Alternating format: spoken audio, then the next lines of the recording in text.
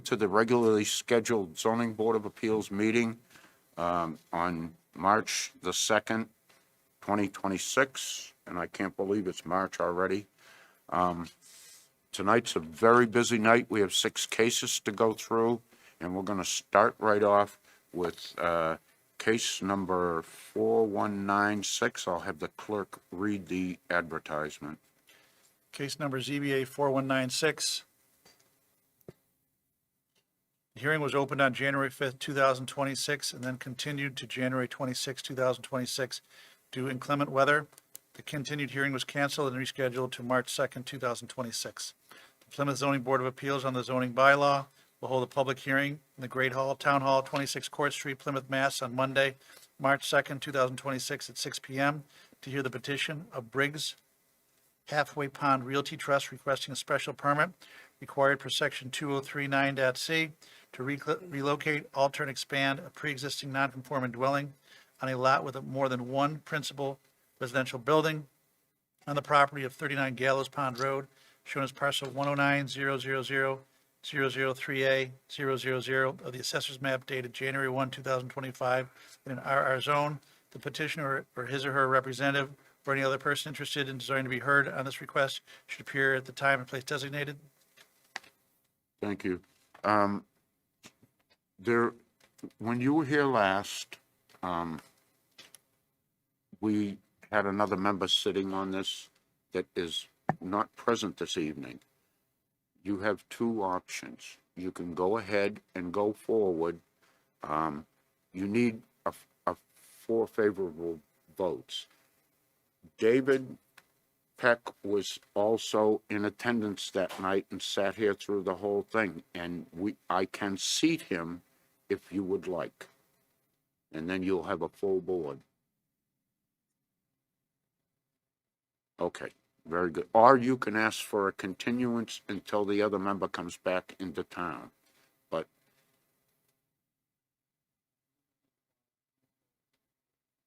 I do too. Okay, thank you very much. So, is the green button on? Push. Push. There you go. Is that better? Yep. Okay, so what I am going to do, seated on this tonight, will be Mr. Leary, Mr. Conroy, Mr. Peck, Mr. Wallace, and myself. You may proceed. I was before you on January 5th, and I reviewed the general scope. Would you like me to revisit that? We're pretty familiar with that part of it. If you'll just tell us what brought you back into this tonight. Okay. The continuance was based on the fact that we were waiting for 3 departments, for some clarification from 3 departments. One was from Conservation Commission. They had requested a wetlands delineation as well as an marking the inland bank. That information was provided them on the 20th of January, and there should be a revised, or there is a revised memo in the application indicating that they don't have any jurisdiction. That once the bank was delineated in the wetlands, it is outside of conservation's jurisdiction. The second was public health. There was some clarification needed on the current bedroom count and what the existing 8-bedroom septic was. So I provided that information to Karen Keene on, again, the 20th of January, outlining how many bedrooms exist on this parcel. And she wrote an updated memo indicating that we're proposing increasing the bedroom count up to 7, and the septic system can handle 8. So that memo has also been uploaded. The third and final was the engineering memo. They were requesting a stamped plan with both the surveyor's stamp and the engineer's stamp on it. That has been provided. And they requested the erosion control notes and that the erosion delineation was extended. They've also updated their memo to indicate that the site plan does meet those requirements. Those are the 3 items that were outstanding at our previous meeting. Any questions from board members?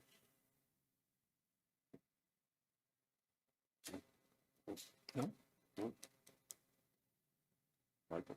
No, I saw the letter from Karen and from Patrick on the thing. So did I. And, I mean, if he disagrees with the delineation, it'll be a conservation, not here. But I don't have problems with the rest of the project. Anybody else? Okay, so at this point, I'm going to open it up to public comment. Is there anybody in the audience that would like to speak either in favor or opposition to this petition?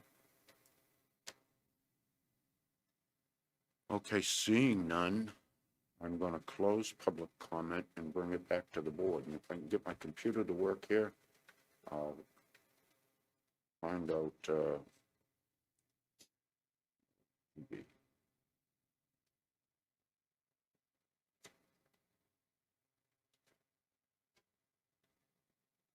What page is it? 132? You don't need, the plan 127 or 129, there's 3 conditions.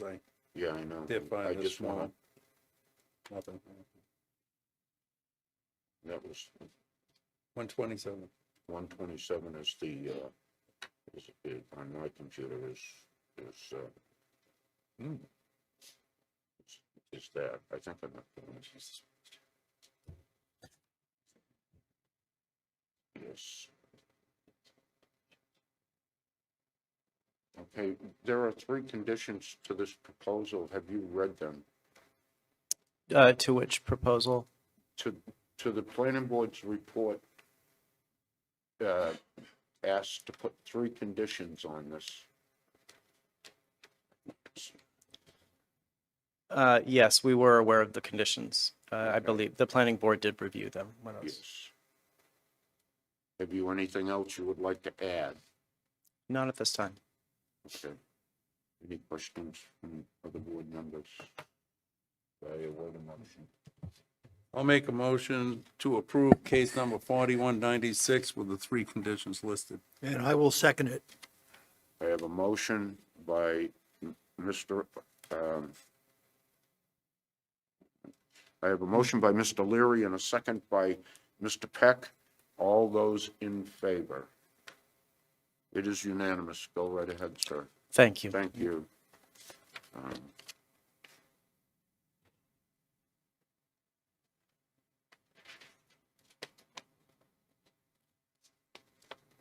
The next case we're going to do is case number 4199. Yes.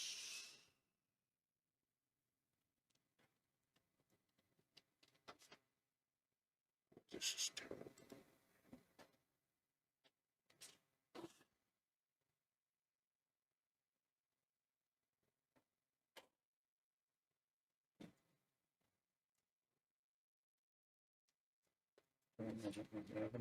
Yeah. If I can find it, here it is. I gotta try and get onto some of these pages.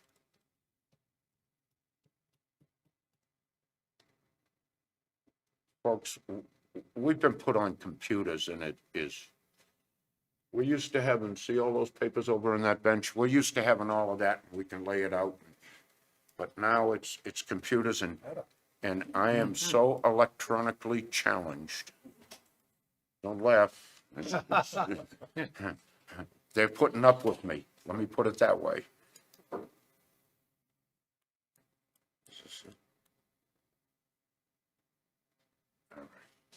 Our next case will be case number 4199, Ryan and Kate Burke, 168 Warren Avenue. Please.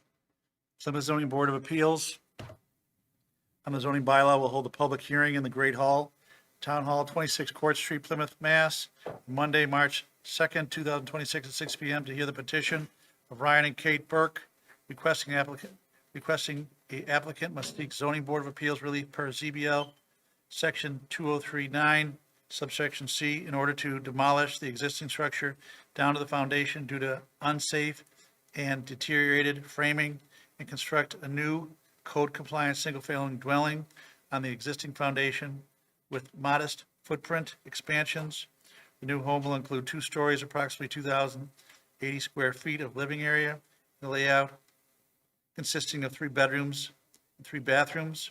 Proposed ridge height, 28.1.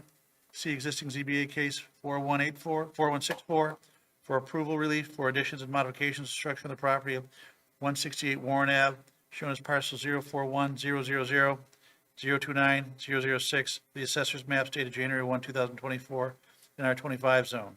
The petitioner or his or her representative or other persons interested in desiring to be heard on this request should appear at the time and place designated.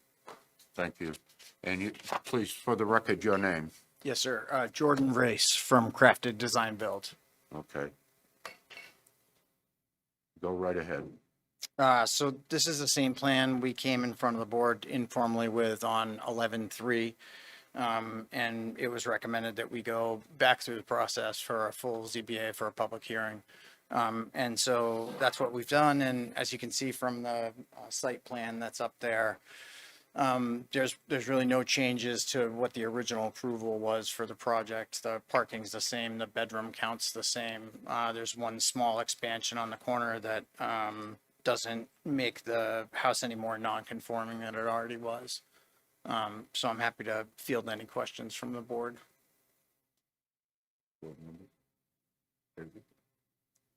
Oh.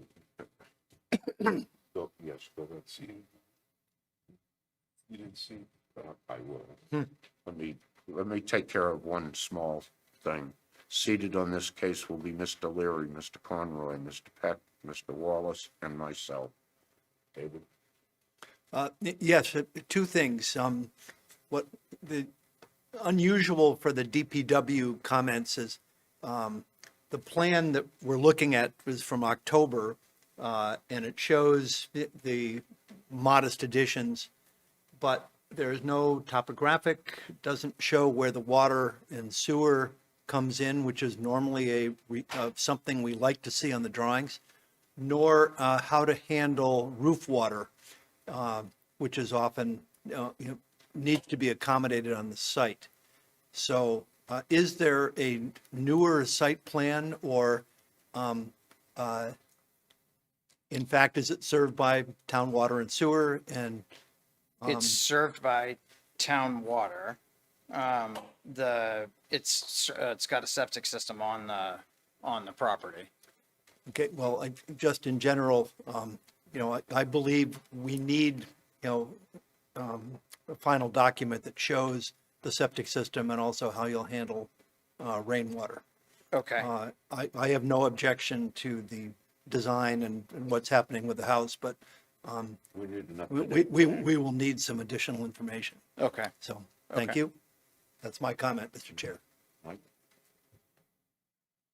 Well, we've already given them a special permit on this once. Basically, your frame is just worse than you thought, and you're taking it all the way down instead of half. Yes, sir. Yeah. Right, yeah. I mean, I don't have any problems with it. And again, I understand what David's saying too, although where this is kind of flat.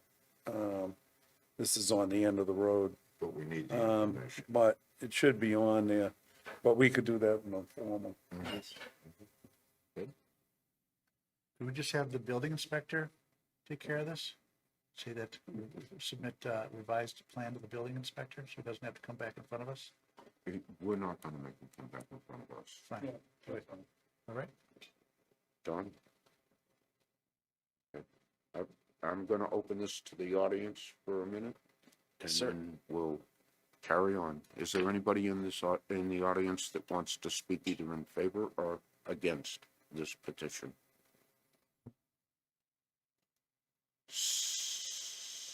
Seeing none, I'm going to close public. Oh, yes, please, sir.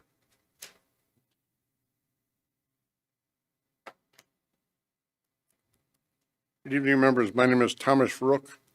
I am the president of the Warren Cove Condo Association, which is a small unit of 6 members.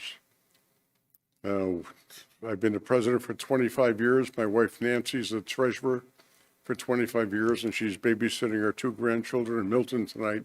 Otherwise, she would be here.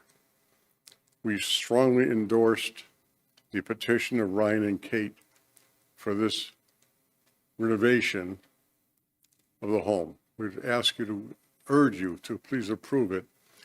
It's consistent with our neighborhood. It's a small enclave.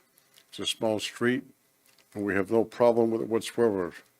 Ryan and Kate have been beautiful neighbors. They take care of their property. They have raised 2 beautiful sons who are wonderful children, who are great to our neighbors, and it's a wonderful opportunity. We urge you, and please plead with you to please approve this petition for Ryan and Kate. Thank you. Thank you. Do you have any questions? Thank you. Anyone else? Okay, now I will close public comment and bring it back to the board. Board members, have you anything else? No, I know the property. I know the property very well, Yes. and it's, I think it's a well thought out, well done, with the obvious comments were made before.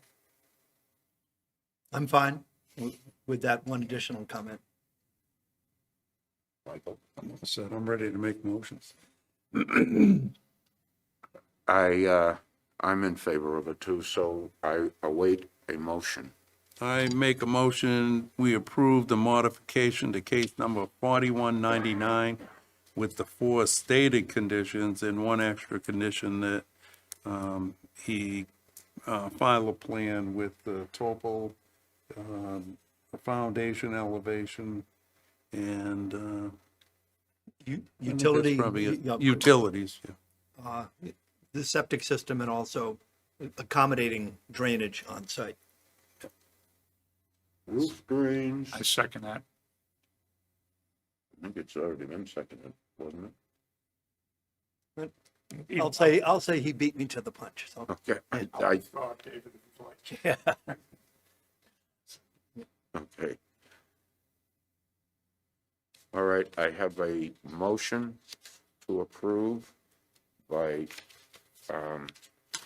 Michael and a second by Mr. Wallace. All those in favor? It is unanimous. Have fun. Thank you, sir. You bet. Our next case is case number 4203, 7 Bay Colony Drive.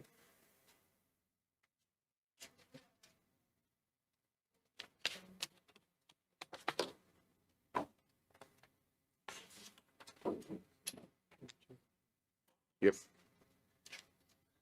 The Plymouth Zoning Board of Appeals on the zoning bylaw will hold a public hearing in the Great Hall, Town Hall, 26 Court Street, Plymouth, Mass. On Monday, March 2nd, 2026 at 6 PM to hear the petition Jessica Karstner requesting a special permit required for section 203, 1.c accessory building located to waive the required side setback for a post facto building.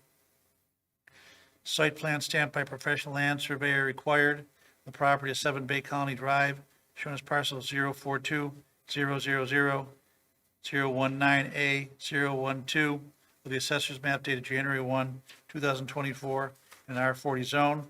The petitioner or his or her representative or any other person interested in desiring to be heard on this request should appear at the time and place designated. Thank you.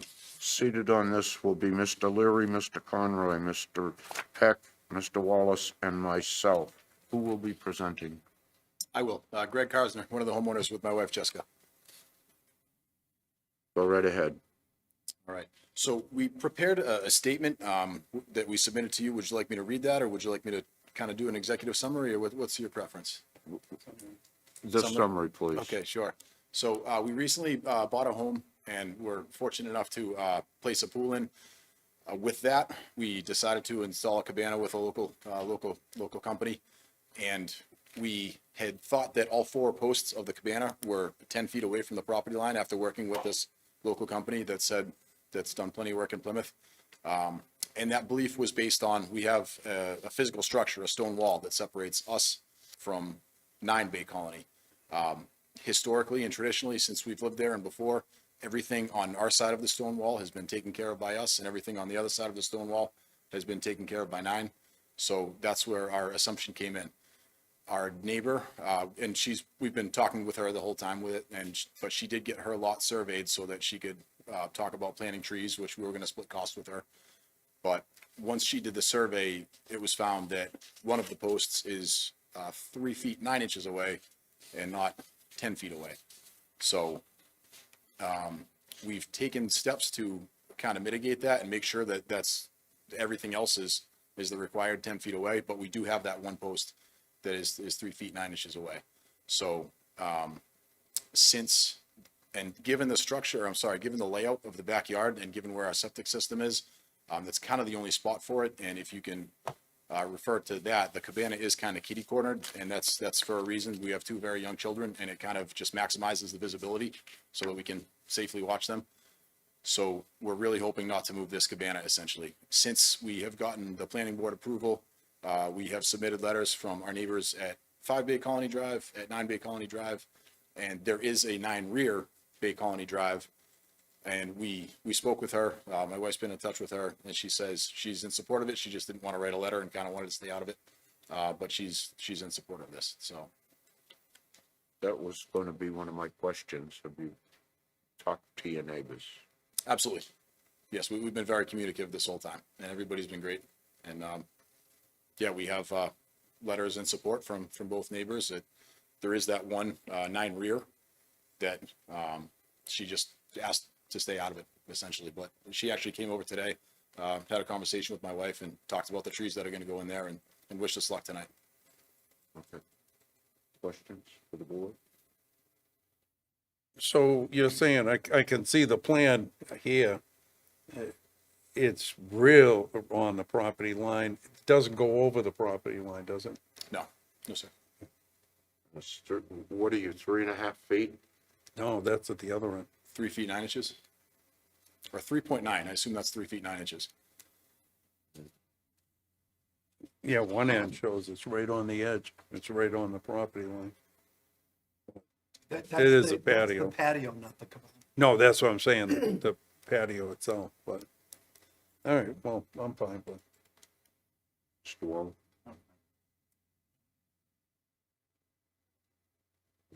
Jason, do you have anything to say? This is post facto, correct? Do you have any input? Okay. Okay, I'm gonna, if you're all set, I'm gonna open it to the audience for a moment. Sure. Is there anybody in the audience that would like to speak to this petition, either for or against? Seeing none, I'm gonna close public comment and bring it back to the board for have you anything else you would like to add? No, sir. Okay, I'll bring it back to the board for discussion. I do have the question that there was, in some of the documentation, a question about Title V passing, and there seemed to be Title V documentation in there, but it was dated 2024. So is the Title V issue closed? I mean, do we have approval? I guess is the question I have for the applicant. Again, we closed public thing, but I just, I think there was a note from Karen Keene saying an application had been filed, but they didn't have a record of Title V approval. Thought I saw that in there. You did. So that was one of the things that came through, and they said as long as we could provide that Title V, it was okay. So when we closed on the house at the end of 2025, we uploaded the Title V certificate as one of the attachments in our in this submission. So Okay. there is one from last year. All right, thank you. Yep. All set? Yeah, it looked okay. It was approved. Yeah. But it was before the closings. That's Yeah. why I wasn't quite sure. Thank you. And you've got nothing, Michael? No. Well, I await a motion. Yeah, I'm gonna motion, we approve case number 4201 with 3, 40, is it 3? Oh, yeah, 4203. yeah, 4203, with the one condition, the standard one just on, Yeah, yeah. Second.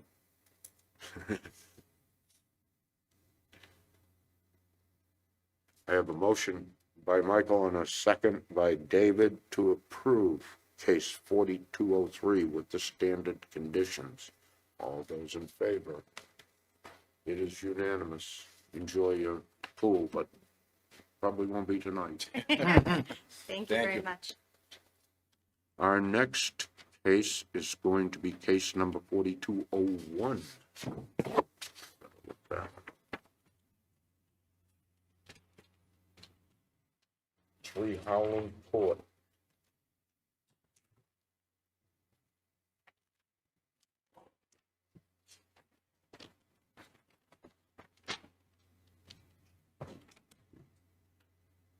The Plymouth Zoning Board of Appeals on zoning bylaw will hold a public hearing on the Great Hall, Town Hall, 26 Court Street, Plymouth, Mass. On Monday, March 2nd, 2026 at 6 PM to hear the petition of Robert Anzalone requesting a special permit for section 2039, subsection C, in order to raise a non-conforming single dwelling damaged by fire and rebuild a larger non-conforming dwelling on the non-conforming lot, on the property of 3 Howland Court, shown as parcel 017-000-130-000 of the assessor's map dated January 1, 2024, in the DH zone. The petitioner or his or her representative or any other person interested in desiring to be heard on this request should appear at the time and place designated. Thank you. And that's 3 Howland Court. Okay, seated on this will be Mr. Leary, Mr. Conroy, Mr. Peck, Mr. Wallace, and myself, who will be presenting. Good evening, Chris Anderson with Merrill Engineers and Land Surveyors. Tonight I am representing the petitioner and owner of 3 Howland Court, Robert Anzalone. So the property is located in the downtown Harbor District. As mentioned, it was a single-family dwelling that sustained fire damage a few years back. Small lot, just under 2,300 square feet. Howland Street is located to the southeast, and then Howland Court heading up to the northwest, and here is the subject property. So the pre-existing dwelling, which was considered non-conforming, again, that sustained the fire damage, was recently demolished. And the petitioner worked with an architect to come up with a new house design, going to remain a single-family dwelling. The existing house was 2 bedrooms. This is to remain 2 bedrooms. And the new footprint is substantially in the same location as the existing footprint. A little difficult to see at this scale, but the existing footprint was right in this area, and that's really where a chunk of the new footprint is going. There are some minor expansions. It is a small dwelling, especially width-wise. The existing dwelling was under 15 feet wide. So what's being proposed over here is a second-story bump out, only on the second story, and that bumps out about 4 feet beyond what the existing footprint was. It'll be open air below on the first level, and that will really just provide the petitioner with a little more livable space in the dwelling. Being in the downtown Harbor District, we actually are able to meet all the dimensional requirements as far as zoning goes. However, with the lot being undersized, just those slight expansions are basically triggering the need for relief zoning-wise. We did receive comments from engineering and DPW. We have addressed those on a revised plan that was submitted, as well as a response letter to the engineering comments. Unfortunately, with the town hall being closed last week, took a little longer to get redistributed, but I do believe you have this version of the plan in front of you. We do believe we have adequately responded to all those comments and are happy to condition approval based on a satisfied letter from engineering, and we'll work with them on any outstanding items.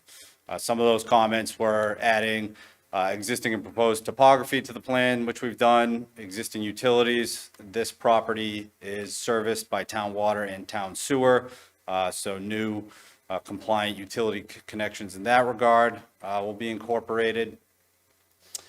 And also, fire department commented on this.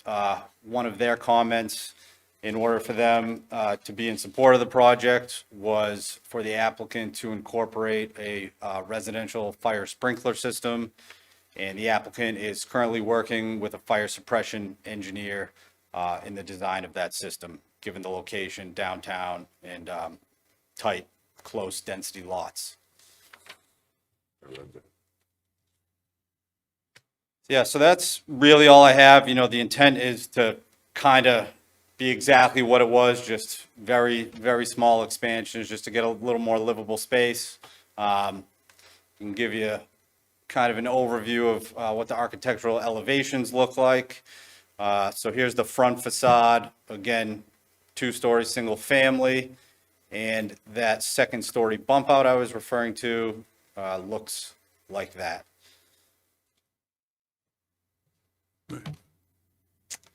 More than happy to answer any questions from the board, and thank you.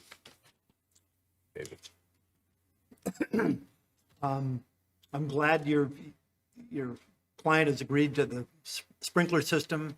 I would suggest also exterior materials on the building also be non-flammable, because things are very close. So I don't know whether you were planning, you know, a hardy board or something else, but just, I would propose that we include a condition that exterior materials are non-flammable. Okay. But otherwise, it's great. It's a little, you know, downtown house. It's consistent with medieval city planning with the bump out. So it's fine. Basically keeping to the footprint, fits in the context of the village. So I'm in support if we just add that one condition. Thank you. Yeah, just one question I have. How are you handling the roof runoff? So actually, you know, we have very limited horizontal area here. If we were to do anything subsurface, that would essentially need to be, that subsurface system would need to be 10 feet off a lot line, 10 feet off a foundation. In the backyard, we really only have, you know, 6 to 8 feet of width available there, so we can't meet those setback requirements. We are essentially keeping the grading scheme what it was, so some of the runoff from the front, there'll be gutters and downspouts that will drain out into the street, kind of mimicking exactly what it does right now. And, you know, we have some grade to drain arrows to prevent shedding runoff onto the abutting properties. Another kind of positive is, you know, even though the footprint looks a little bigger, we're actually reducing the overall impervious area. There's a large brick patio in the backyard that's getting reduced in size. So I actually anticipate the runoff amount to be less. And we really just have to be mindful with the site grading not to shed any water onto the abutting properties. Good. Okay.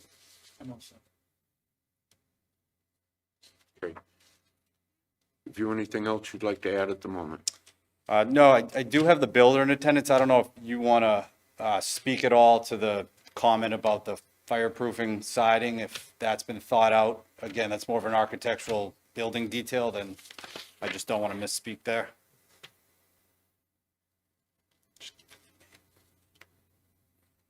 Hi, Steve Nickerson here. Your name, sir? Sorry, Your name? Stephen Nickerson. Okay. don't have any, Go right ahead. One of the main reasons for the bump out on the 2nd floor was in order for us to get a set of stairs that meet code. What was the other thing? Yeah. I did upload the quote for the sprinkler system. Should be on the portal, if you have any questions about that. No, the question was about the building material itself. That was, so that went through Historical Society and they requested that we use cedar shingles. So we'd probably have to go through Or yes, except if they accept the fact that we use hardy board shingles would be fine? If they accept that? But then the outside materials, I'd like to ask the building inspector with this sort of potential contradictory requests. Yeah, so when I look at fire separation distance, which is the distance the structure is from the lot lines, it actually, I don't think would call out in the building code for non-combustible materials, being a single-family dwelling. But I think the fire department based on the rebuild, obviously is requesting, based on the increased size of it, it's typical for them to want non-combustible materials as well as sprinkler systems. In this case, the details do show, which have gone through historical commission, wood siding, and asphalt shingles, which is arguably one of the worst combustible materials to put inside of the building in the center of town. So therein lies something for you folks to consider. Fire department wants the opposite materials. And we have no problem complying with that. With How's that get handled for us? That's, I'm sitting here wondering that myself. If we make a condition that they use fireproof stuff, what's the historic society gonna say? Are they gonna appeal it?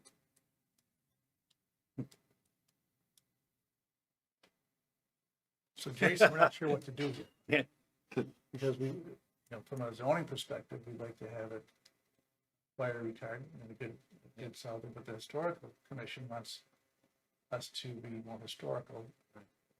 So the zoning board, I think, would prefer it to be fire retardant, along with the Safety supersedes aesthetics as far as I'm concerned. I defer to your authority. Thanks a lot. So can I ask one more? So Jason, say we approve it. Does the historic district have any standing to make this, appeal this, or to make it unsellable down the road? What I'd offer for the conversation is that I'm much more familiar with fire codes, building codes, and zoning regulations.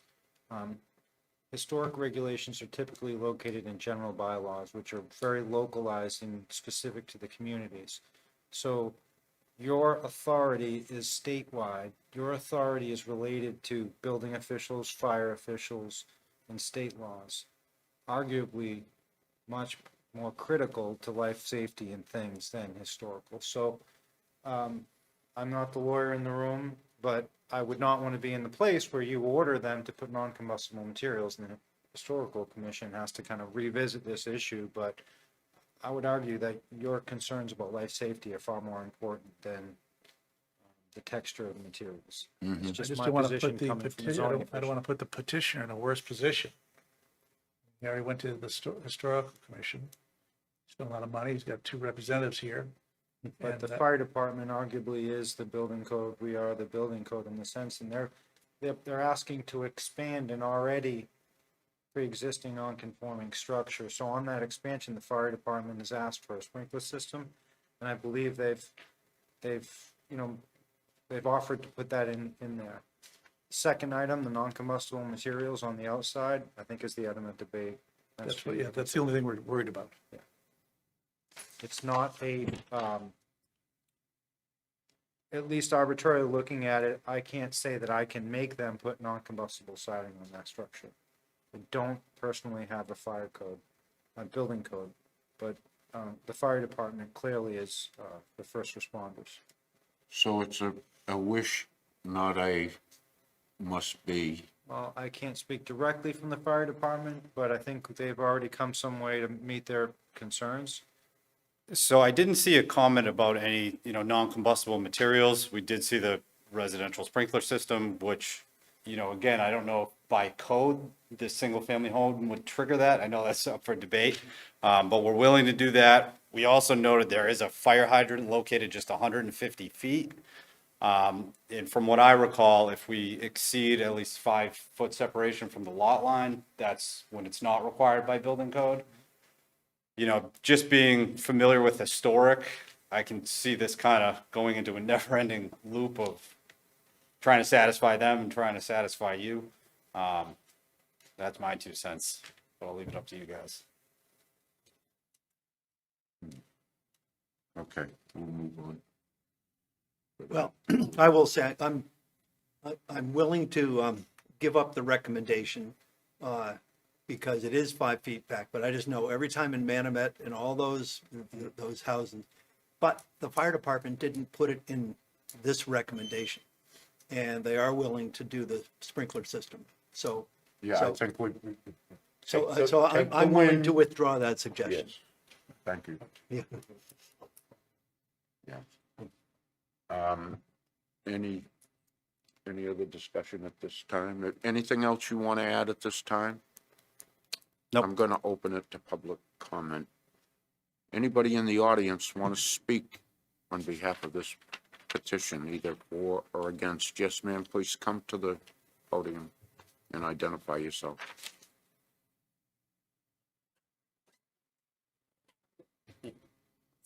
Hi, I'm Donna Abelli. I live on Howland Street. I happened to be home when the fire happened, and it was just devastating to see that.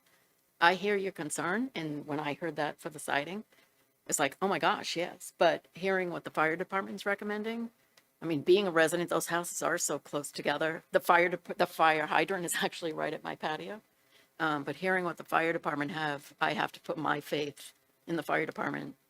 I would like that too, just being so close, even though I'm far, I'm on the main street, but I'd be willing to put my faith in the fire department of what they suggested. And I'm glad to hear that you're willing to do that fire suppressant system because it's so critical. That was really a horrible thing to see.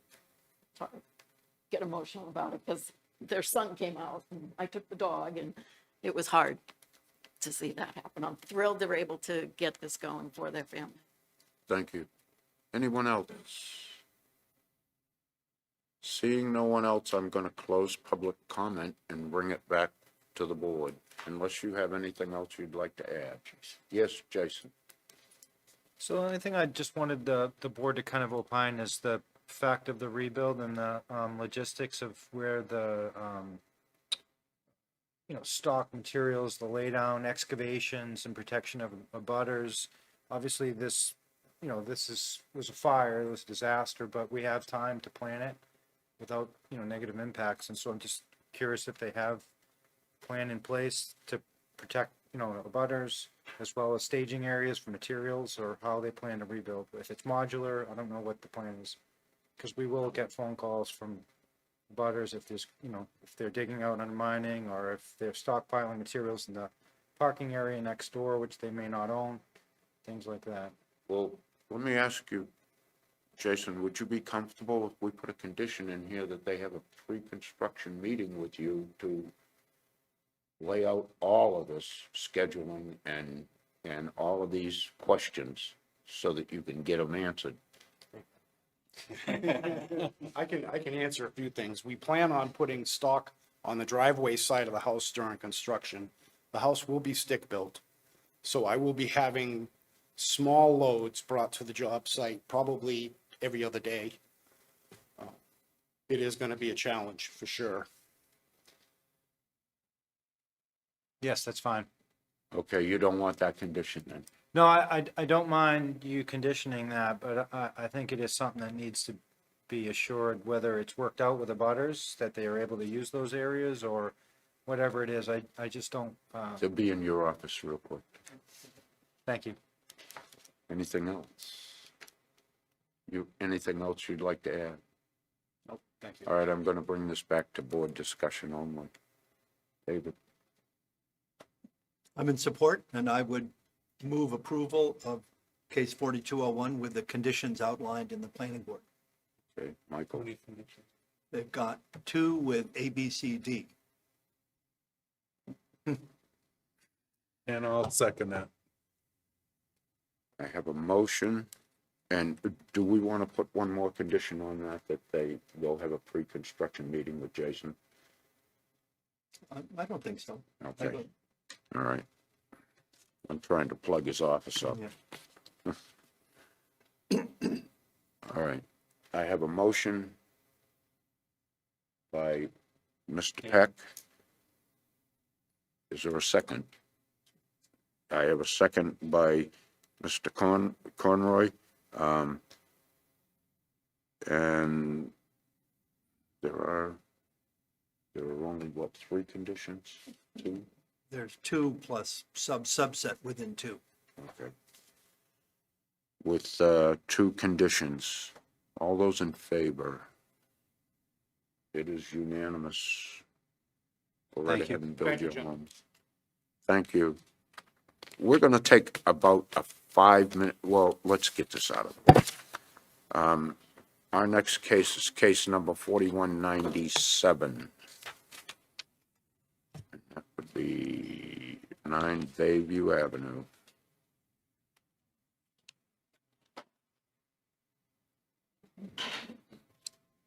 Go right ahead. The Plymouth Zoning Board of Appeals on the zoning bylaw will hold a public hearing in the Great Hall, Town Hall, 26 Court Street, Plymouth, Mass, on Monday, March 2nd, 2026, at 6 PM to hear the petition of David Cachopia requesting a special permit required for section 203-9-G to expand or alter a pre-existing non-conforming structure and waive required side setback on the property on 9 Bayview Ave, shown as parcel 022-000-048B 000 of the assessor's map dated January 1, 2024, in an R20S zone. The petitioner or his or her representative or any other person interested in desiring to be heard on this request should appear at the time and place designated. Thank you. Seated on this will be Mr. Leary, Mr. Conroy, Mr. Peck, Mr. Wallace, and myself. Who will be presenting, please? Hi, my name is Carly Tobias, and I'm representing David Cachopa at 90 Bayview Ave in Plymouth. And we are requesting a special permit under 203-9.c to propose a 20-foot by 23-foot addition with entry stairs and a 6 by 12 deck and a bulkhead on the existing single-family dwelling. The total living area is proposed to increase by 371 square feet for a total of 16,400 square feet, where the single-story addition on the first floor only. The house was just bought by the Cachopas. They had 3 bedrooms up top. They converted one of the bedrooms and have made it 2 bedrooms to have 1 bedroom on the first floor. As they get older and more health care starts being needed. I said as more health care starts being needed. And they're doing a single master bedroom, master closet, laundry, and bathroom on the first floor. I designed the project. We are non-conforming lot, non-conforming house. We're staying within our non-conformancy of 7.4 on the right-hand side. The only concern that the planning board had was the bulkhead height. And the bulkhead height is 2.6, so it's under 3 feet, because it is encroaching on the setback in the rear of the house. Do you guys have any questions? Questions? David? The Department of Public Works, the DPW, had a series of comments on the plan. Have you already responded, or will you respond to the list of recommendations and questions the DPW had? I did not see those requests, but I will comment on them like I did for the planning board. Could you read them to me and I can possibly comment on them right now? Because on the Go ahead, Michael. on the pages, Yeah, 189. I am right, also. they have, it's basically all on the, on your plot plan, on the site plan. They want a benchmark on it. They also need the topo. There's no topography on there. Where the No foundation, and we do require the foundation elevation. The water and sewer lines aren't on there. And I'm not sure about the waste. Can you list the first one that I can have Joe Webby put on his plan? I have the topography, water and sewage. Yeah, water and sewage, topography, the foundation elevation, we do Foundation require elevation. that. The water service and the sewer service.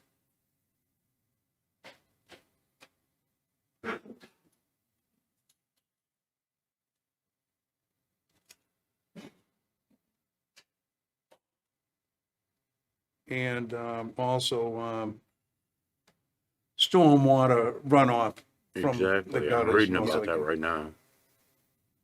The other one, it is also six, the condition six or whatever. That's, you're gonna have to deal with that separately. That's for the sewer, you know.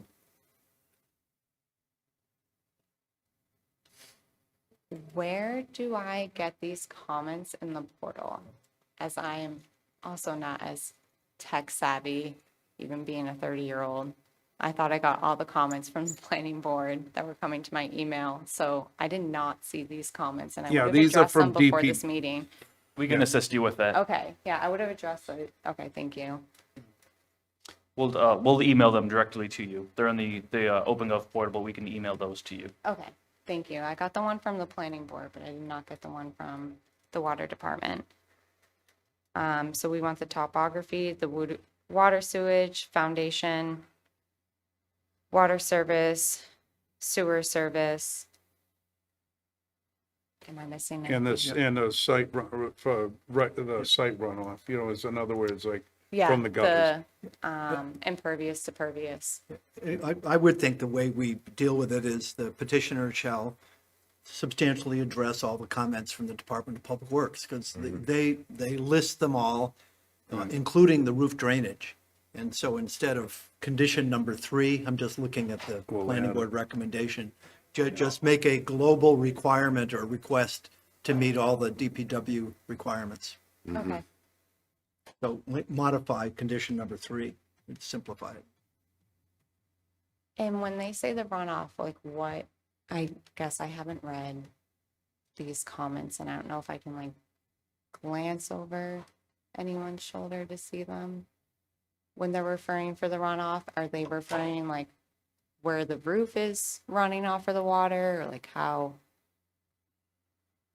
We can address all of those problems, that's for sure. There's room on the site to do it, so. I would just add another condition on I'm trying Trying to to- find them. it. They run a separate thing, they came in. Letter that Denise sent. Water flow. I'm not even trying. Yeah. I think we should just add another comment. So I when would- I they say think that's what stormwater, water runoff, what does that mean? Okay, Like, so I don't go need to ahead. get a Well, stormwater wait permit till- for this. Yeah, we need public comment. Yeah, Because that's expensive. A stormwater permit is $9,000. The system. It's very hard hearing you. Could you I speak? said into- when they comment on the stormwater permit, a stormwater permit just to get the permit is $9,000. The system is $20,000 to $35,000 for this small addition for the homeowners to have to live on the first floor. For getting older, having knee surgery, X, Y, and Z. I can have, the homeowners are here and I have multiple neighbors here too in favor of this project. It's a large number. What do you want to do? It's a large number right there. And I do not want to do that.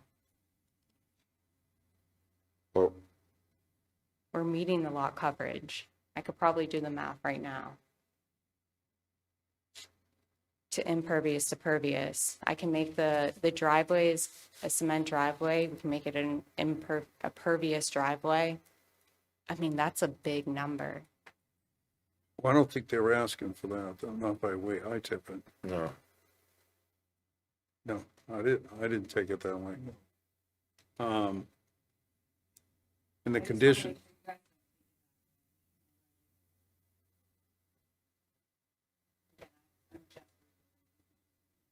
I can't hear her. So you can't, you gotta talk into the microphone. Just reviewing these notes right now, so I just want to make sure that's not going to be, So I don't feel that comfortable right now on, Yeah, we need a lot of information that's not here. so Jason. you, Jason, do you have enough information to go forward? I think what I see is with Rick's comments, he's just looking for some additional information, which just, hasn't been supplied. This memo is dated February 2nd, so it's been dated about a month ago. Still, that information hasn't been supplied, so arguably, we're still waiting on information. I don't see how we can go forward with this at this point until we get that information. Let's say you, Michael. But, well, I have it set for both ways, continue it, but, I mean, we could do it the other way and just, they have to satisfy the 7 comments, but. I haven't seen the 7 comments, so That's the one from, I would be comfortable with just either including the comments itemized, or that it shows the language of substantially address to the satisfaction of the building inspector, the DPW comments. Most of them are pretty straightforward. It's just additional information for the site plan. we can do the topography, the water sewage, the foundation, the water service, the sewer service, and the wastewater flow. That's, I think we have a plan, but I'm going to open this to public comment We can. unless you have something else you'd like to add right at the moment. no, I mean, this is a pretty big lot. I think we can I know we can satisfy all those from the DPW. I'm sorry, I didn't see them earlier. Yeah. I said, We can I'm sorry, I barely hear didn't, you. I'm sorry I didn't see them earlier, but I know we can satisfy all those comments from the DPW. Okay. I'm going to open this to public comment, and then we'll get back to if you have any other information that you would like to discuss after public comment, we'll get back to that. So at this point, is there anybody in the audience that would like to speak either in favor or against? Yes, sir, please. Back of the room, and then you can be next.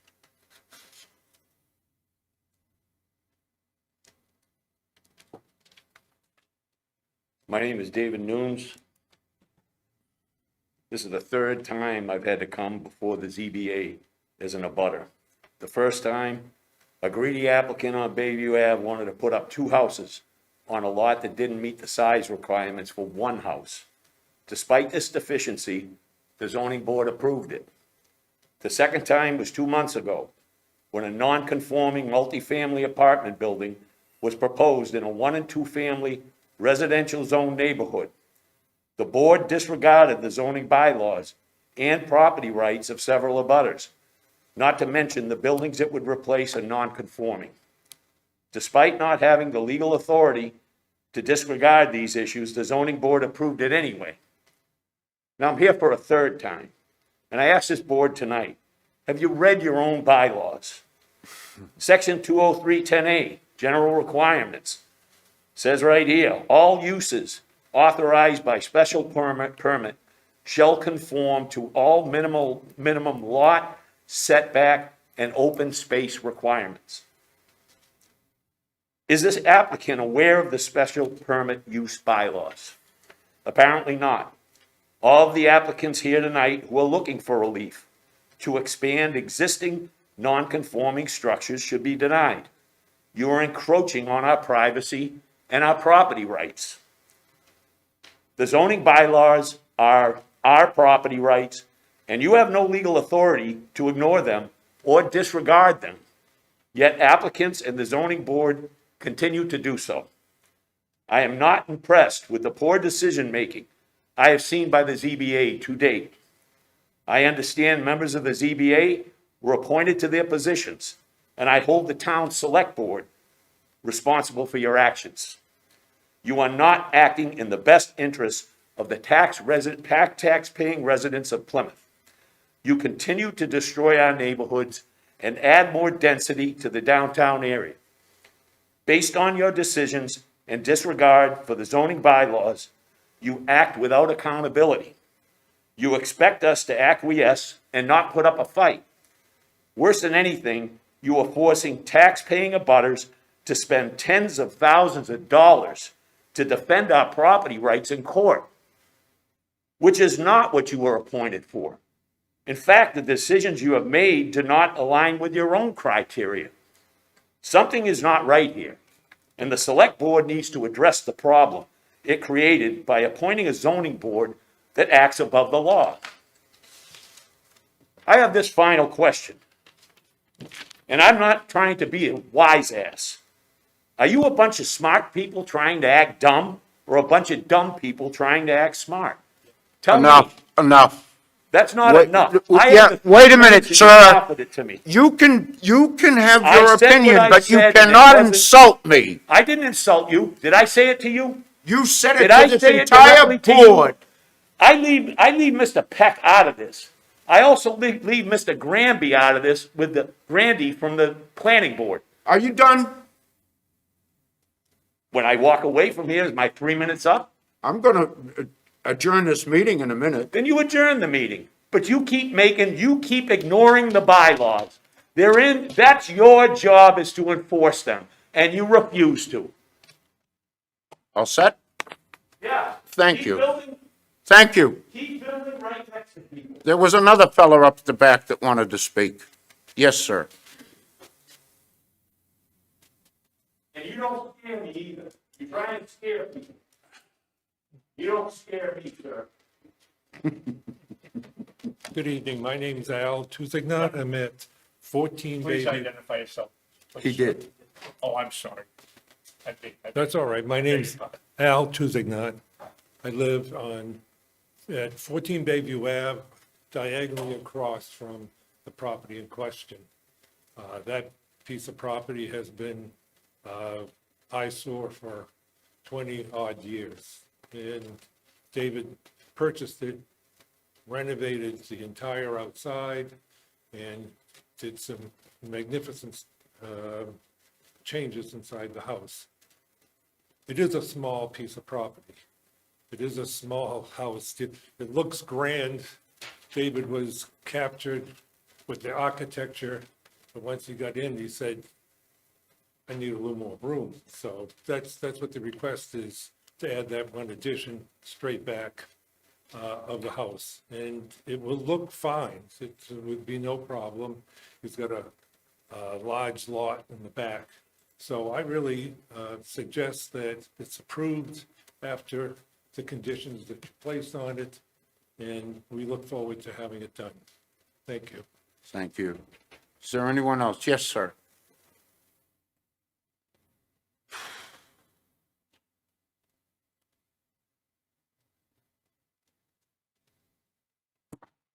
My name is Chris Doherty. I live at 11 Bayview Ave, directly next to Dave's house.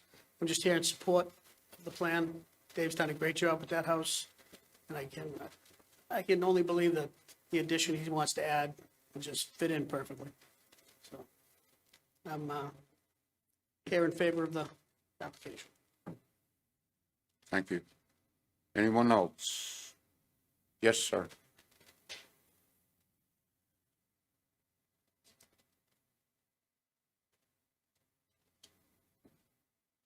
Hi, I'm Thomas Bott. I live at 1 Maple Place around the corner.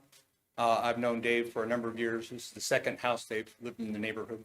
He did renovations in the first house and on this one, and his work has been meticulous, absolutely exceptional.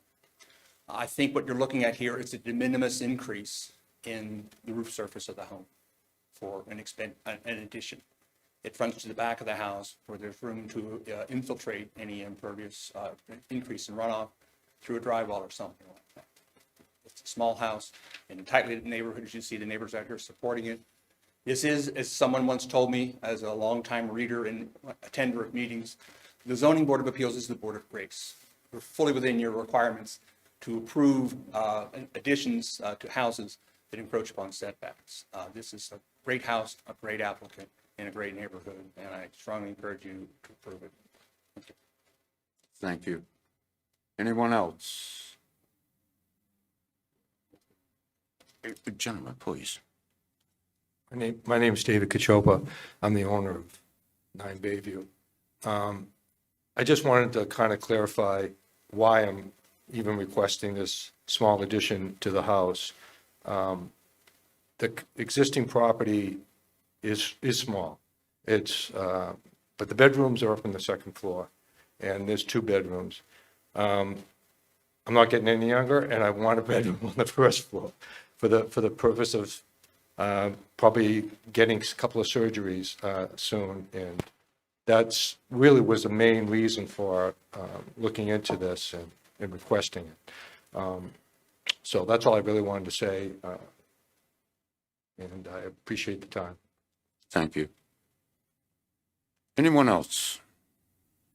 Now I'm going to close public comment and bring it back for, have you anything else you would like to add? Don't at this moment. Okay, back for board discussion. I'll start at this end. Thank you, sir. I would like to address the issue of some of the recommendations made, the stormwater runoff. Not that I don't think they're important, but the small house, but I'm unsure, unfamiliar with a $20,000 study for a stormwater runoff. Was that your testimony? Yeah, in Situate, I got the. Please speak louder. I said in Situate, I got for a quote just to do the application and the permit, $9,000. The system's 20 to 30 grand. I'm dealing with it with ADUs in Situate specifically. I've had 4 of my projects shut down because of stormwater permit. So like, that's the only reason why I brought that up, because it's a huge expense. And I don't think the board wasn't aware of it until I brought up the price. Have you ever had a stormwater permit done? Thank you. Again, I'm not denigrating the idea of a stormwater runoff, but my ignorance is that I don't know if there are other alternatives or other ways to handle it.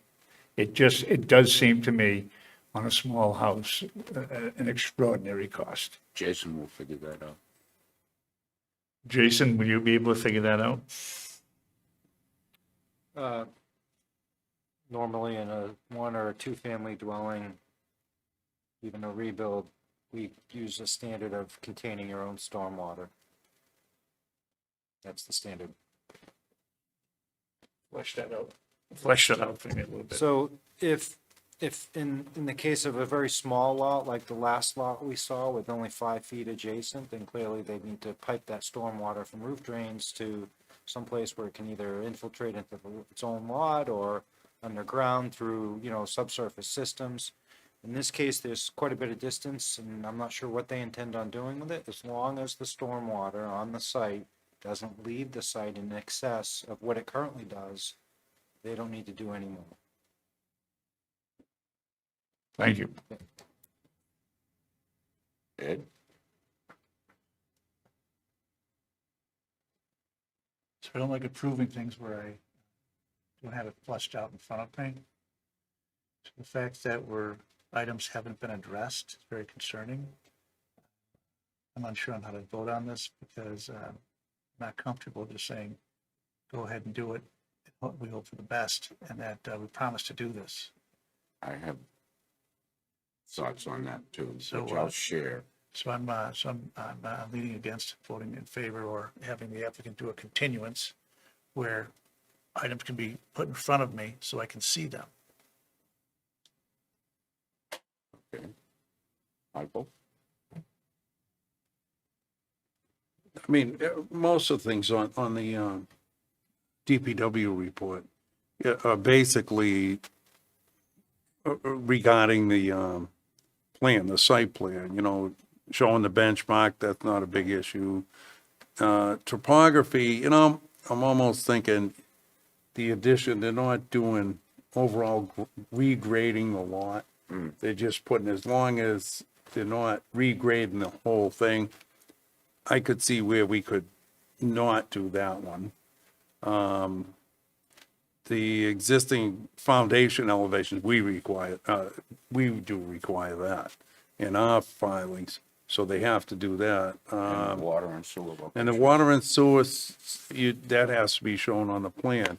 I wouldn't have a problem passing it, saying that they have to file a complete plan showing all that. And I don't see any place in there where there's a stormwater plan that has to be filed. They just say in here, 7 that you should contain the additional stormwater runoff, meaning, you put a gutter and downspouts into a drain, that's all, We can do that. We can do that. With a catch basin buried in the ground with a downspout. Yes, that's what they're talking about. That's what I was planning on doing. And, that's pretty much what I think would resolve any issue with the runoff water from the addition.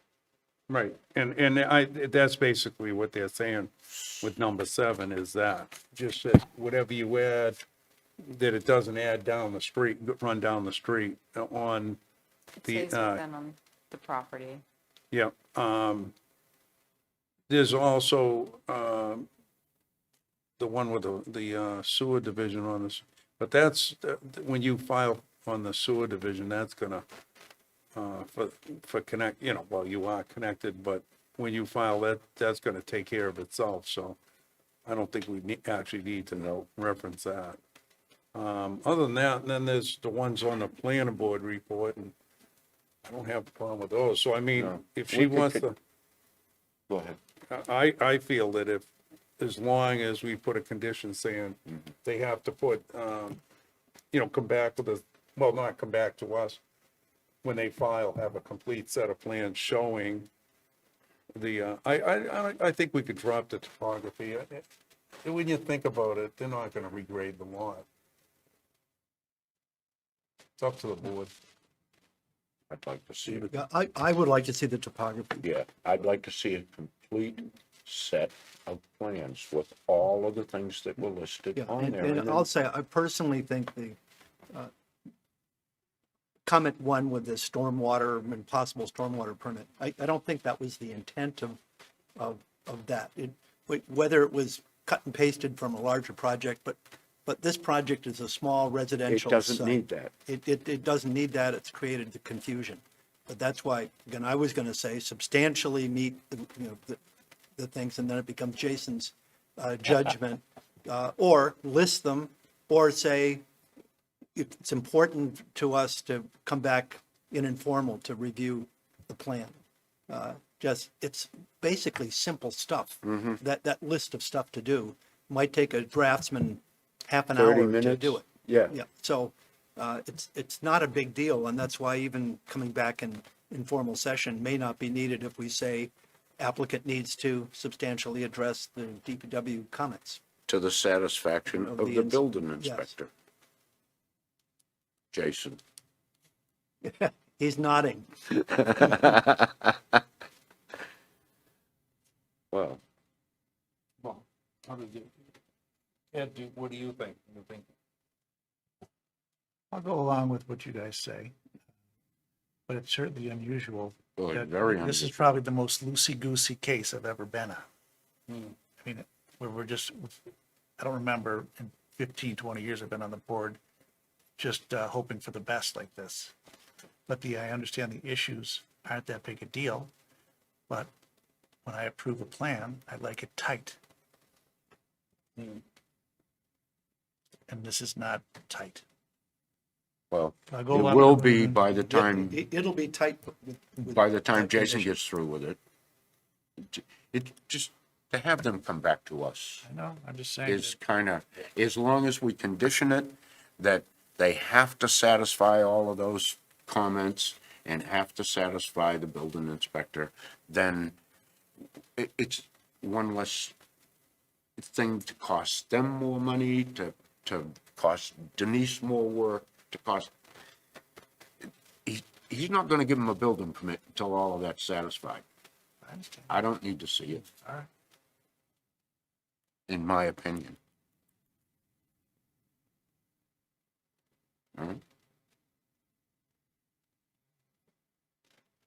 I await a motion.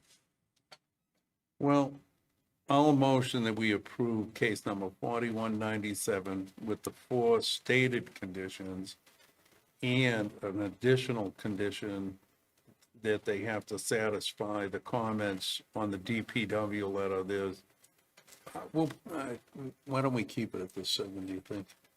Yeah. Yeah, and they satisfy the 7 comments on the DPW. That's why I like the language, substantially address, Right. in the judgment of the building inspector. Yep.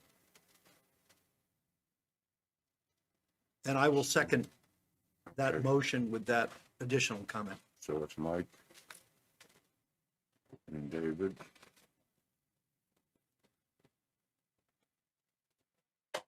All right, we have a motion to approve case 4197 with 5 conditions, the 4 stated, and 1 condition that the 7 comments on the DPW report have to be satisfied to the building inspector's approval. Thank you. Okay? Thank you. All those in favor? It is unanimous. Thank you very much. You're welcome. Have a wonderful night. Thank you. Thank you. Folks, we're going to take about a 5-minute recess, and then we have one more case. So I accidentally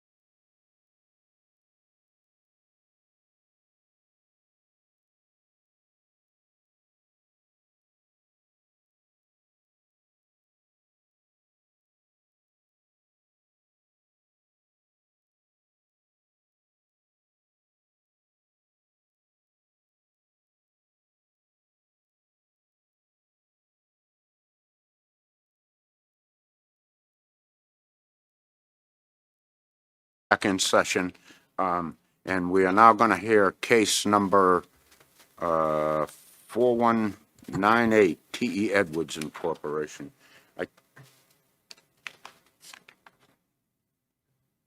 Got it? This hearing has been rescheduled from January 26, 2026 due to inclement weather.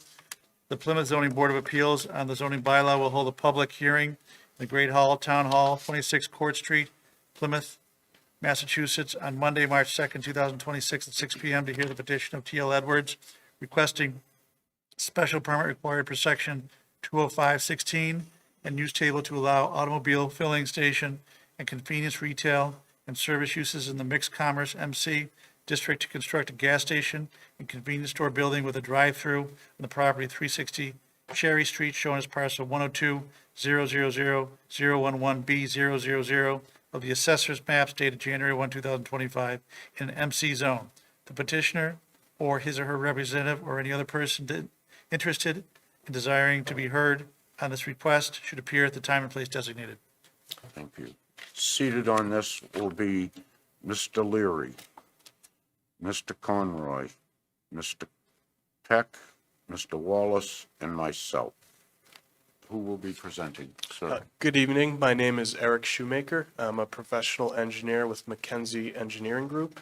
I'm here with our team. Mickey Higgins is our consultant for the gas station use, and Daniel Lasivita behind me is the traffic engineer.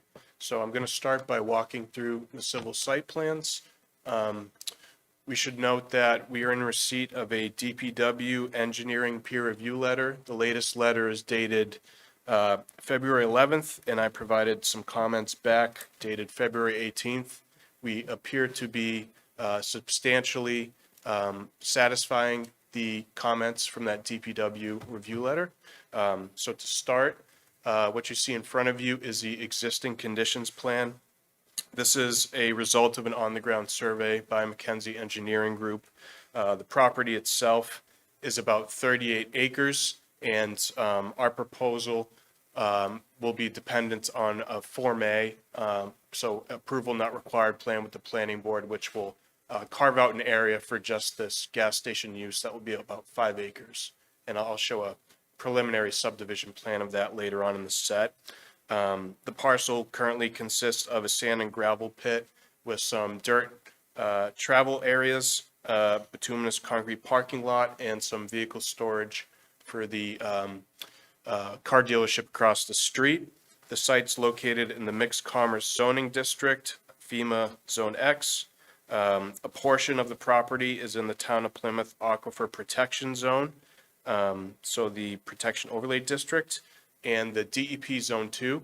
The topography of the site ranges in elevation, but generally flows to a low point located along Commerce Way to the east, as well as Cherry Street. So portions of runoff will generally hit the two roadways, and there's a slight portion of runoff that heads toward the rear of the lot. The site's bordered by commercial property to the north and east, Route 44 to the south, and some undeveloped woodlands way to the west. We performed some soil testing for the site, for the infiltration systems, and we found, the native sand and gravel that we expected in Plymouth, which made our job easier designing that infiltration system. So I'll move on now to the site layout plan. This is sheet C1 in your packet.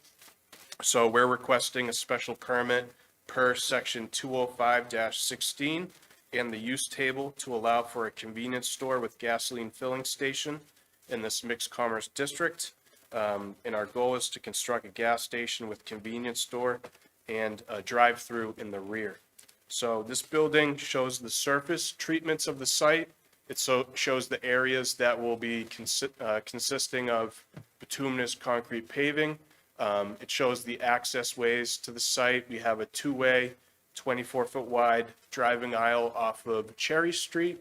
And then we have a single entrance to the site off of Commerce Way. And then moving to the left side of the plan, we have another two-way access aisle into the property. The parking exceeds the requirement of your mixed commerce zoning district, and you'll see that parking table up to the top of the plan. We are required to have 36 parking spaces on site for this use, and we propose 39 spaces with 12 additional pump spaces that people will use to access the convenience store. The driving aisles for the site are generally 24 feet entering the property, and then once you get around the pump areas, we have widths of about 30 feet.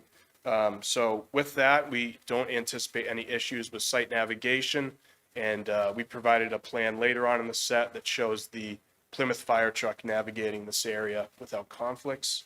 The rear of the building will include a drive-through area. The width of that drive-through lane is 12 feet, and then we also include a 20-foot wide bypass lane directly adjacent to that. The last thing I'm going to note is the loading space up, I believe it's directly northwest of the building.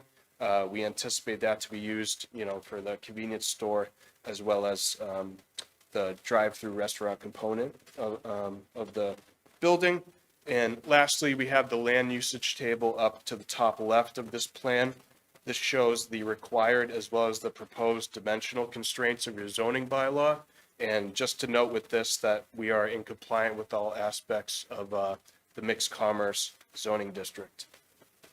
So with that, I'm going to move on briefly to the grading and drainage plan. As the site is currently situated, it's not compliant with the stormwater management standards. So our goal here was to bring the site up to compliance as well as attenuate the 2, 10, 25, and 100-year storm events. To do this, we designed a closed drainage system that consists of a series of catch basins and drain manholes, as well as some proprietary pretreatment settlement units. I believe we call them first defense units on this plan. So the runoff will get captured by the catch basins, treated by these pretreatment units, and then infiltrated into our subsurface chamber systems. Our chamber systems are purposely located outside of the Aquifer Protection Zone district line, with the exception of the chamber system directly west of the building, which will accept the clean roof runoff from the building. So the grading of the site, as I mentioned, is we are capturing all of the impervious surfaces of the site, treating them, infiltrating them. The design points I mentioned earlier in the presentation of Cherry Street, Commerce Way, and that rear property line are all getting reduced rates of runoff directed at them. And in all storm events, we provide adequate recharge as well as water quality volume. And the last thing I'm going to note was a recommendation by the DPW, and we provide a manhole. It's DMH4 that includes a flap valve about in this area over here. So that flap valve and that manhole provides a way to shut down the drainage system in the event of a spill, since a portion of this surcharge area for the system is located in that DEP Zone 2. So what that will allow the applicants and future property owners to do is, really just get in the manhole, and there's a stainless steel flap that will be able to close down and shut down the pipe to remove any contaminants, just thinking ahead. The next plan I'm going to discuss is the utility plan. That's sheet C3 of your packet. The utilities here are simple, what you would expect to see with this kind of use. We have a proposed water service off of Cherry Street, a proposed sewer service off of Cherry Street, and a 2,000-gallon grease trap to assist the deposit of any sort of restaurant use into the sewer system. We also have an electrical connection off of Commerce Way that will be coordinated, obviously, with the utility company. So the last plan I'm going to mention here briefly is just the landscape plan. This gives you a rough idea of what the final product of this area is going to look like. If you're familiar with this corner, There's not much to see currently. It's a sand and gravel pit and a big expanse of pavement. So what we plan to do here is, beautify the area, add some trees and shrubs in these landscape areas, and, provide something around the corner that will look good to, cars and pedestrians passing by. This is just quickly our, truck turning template of the Plymouth fire truck here. You can see navigating not only the pump areas, but around the bypass lane with no conflicts. So with that, I'm going to hand it over to our traffic engineer, who will give a brief presentation. Thank you.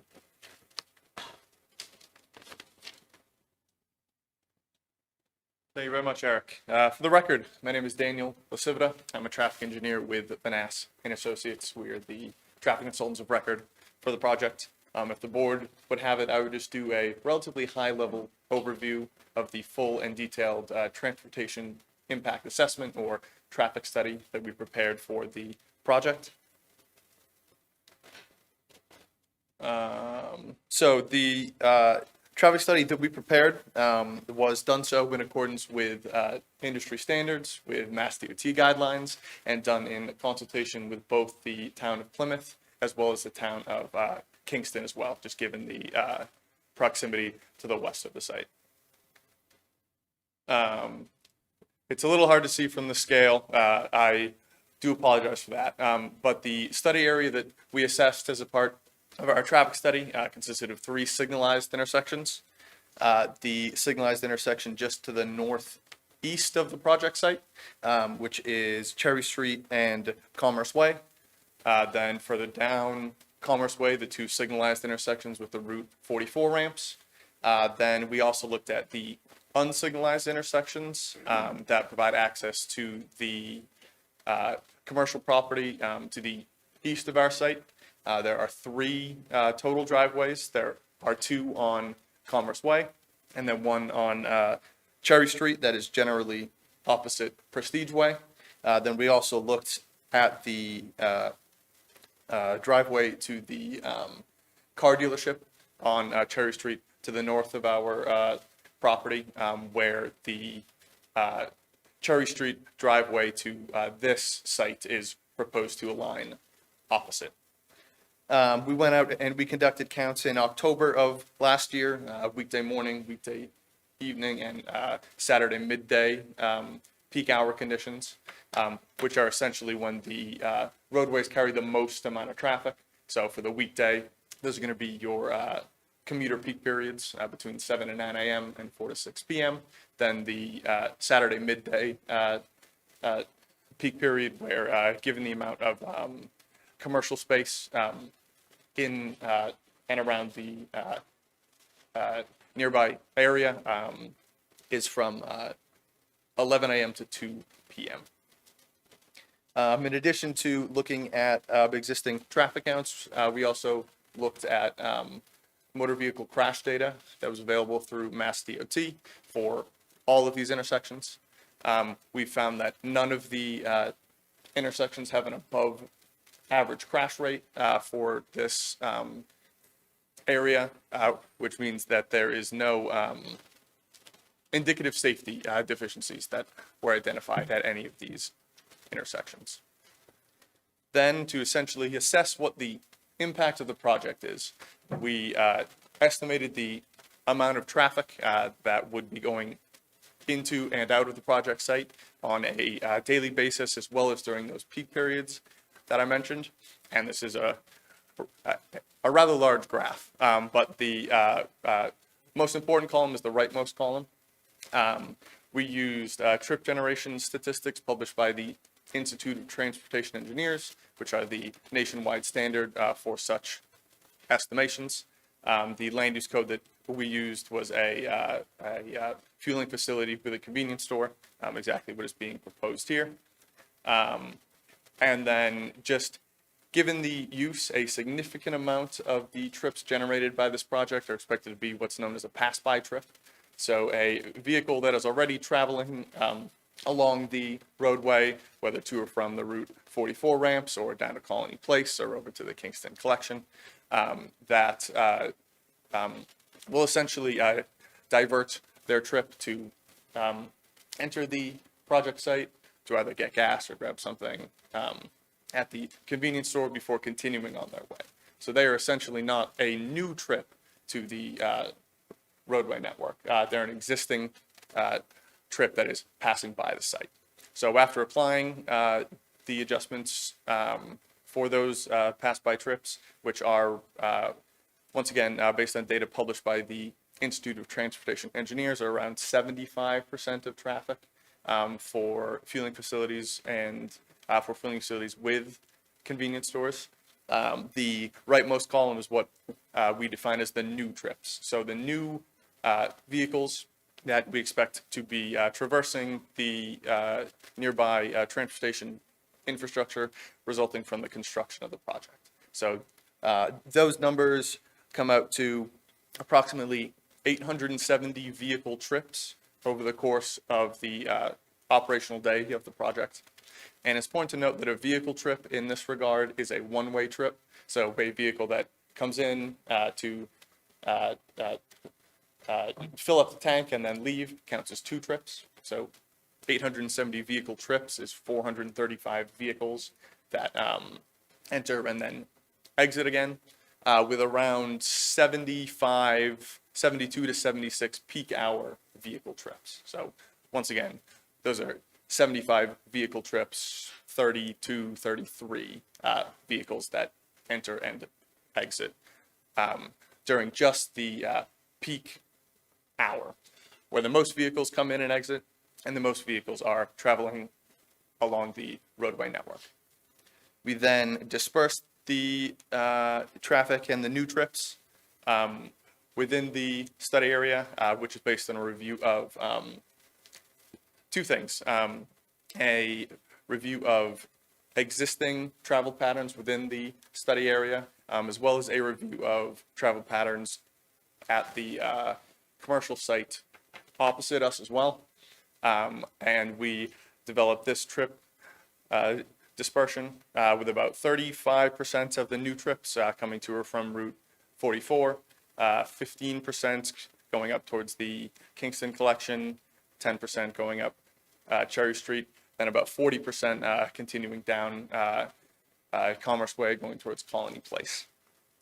And then what we essentially did is we overlaid the project traffic onto a no-build condition to develop a build condition and analyze what the potential impacts of the projects are at all of these intersections.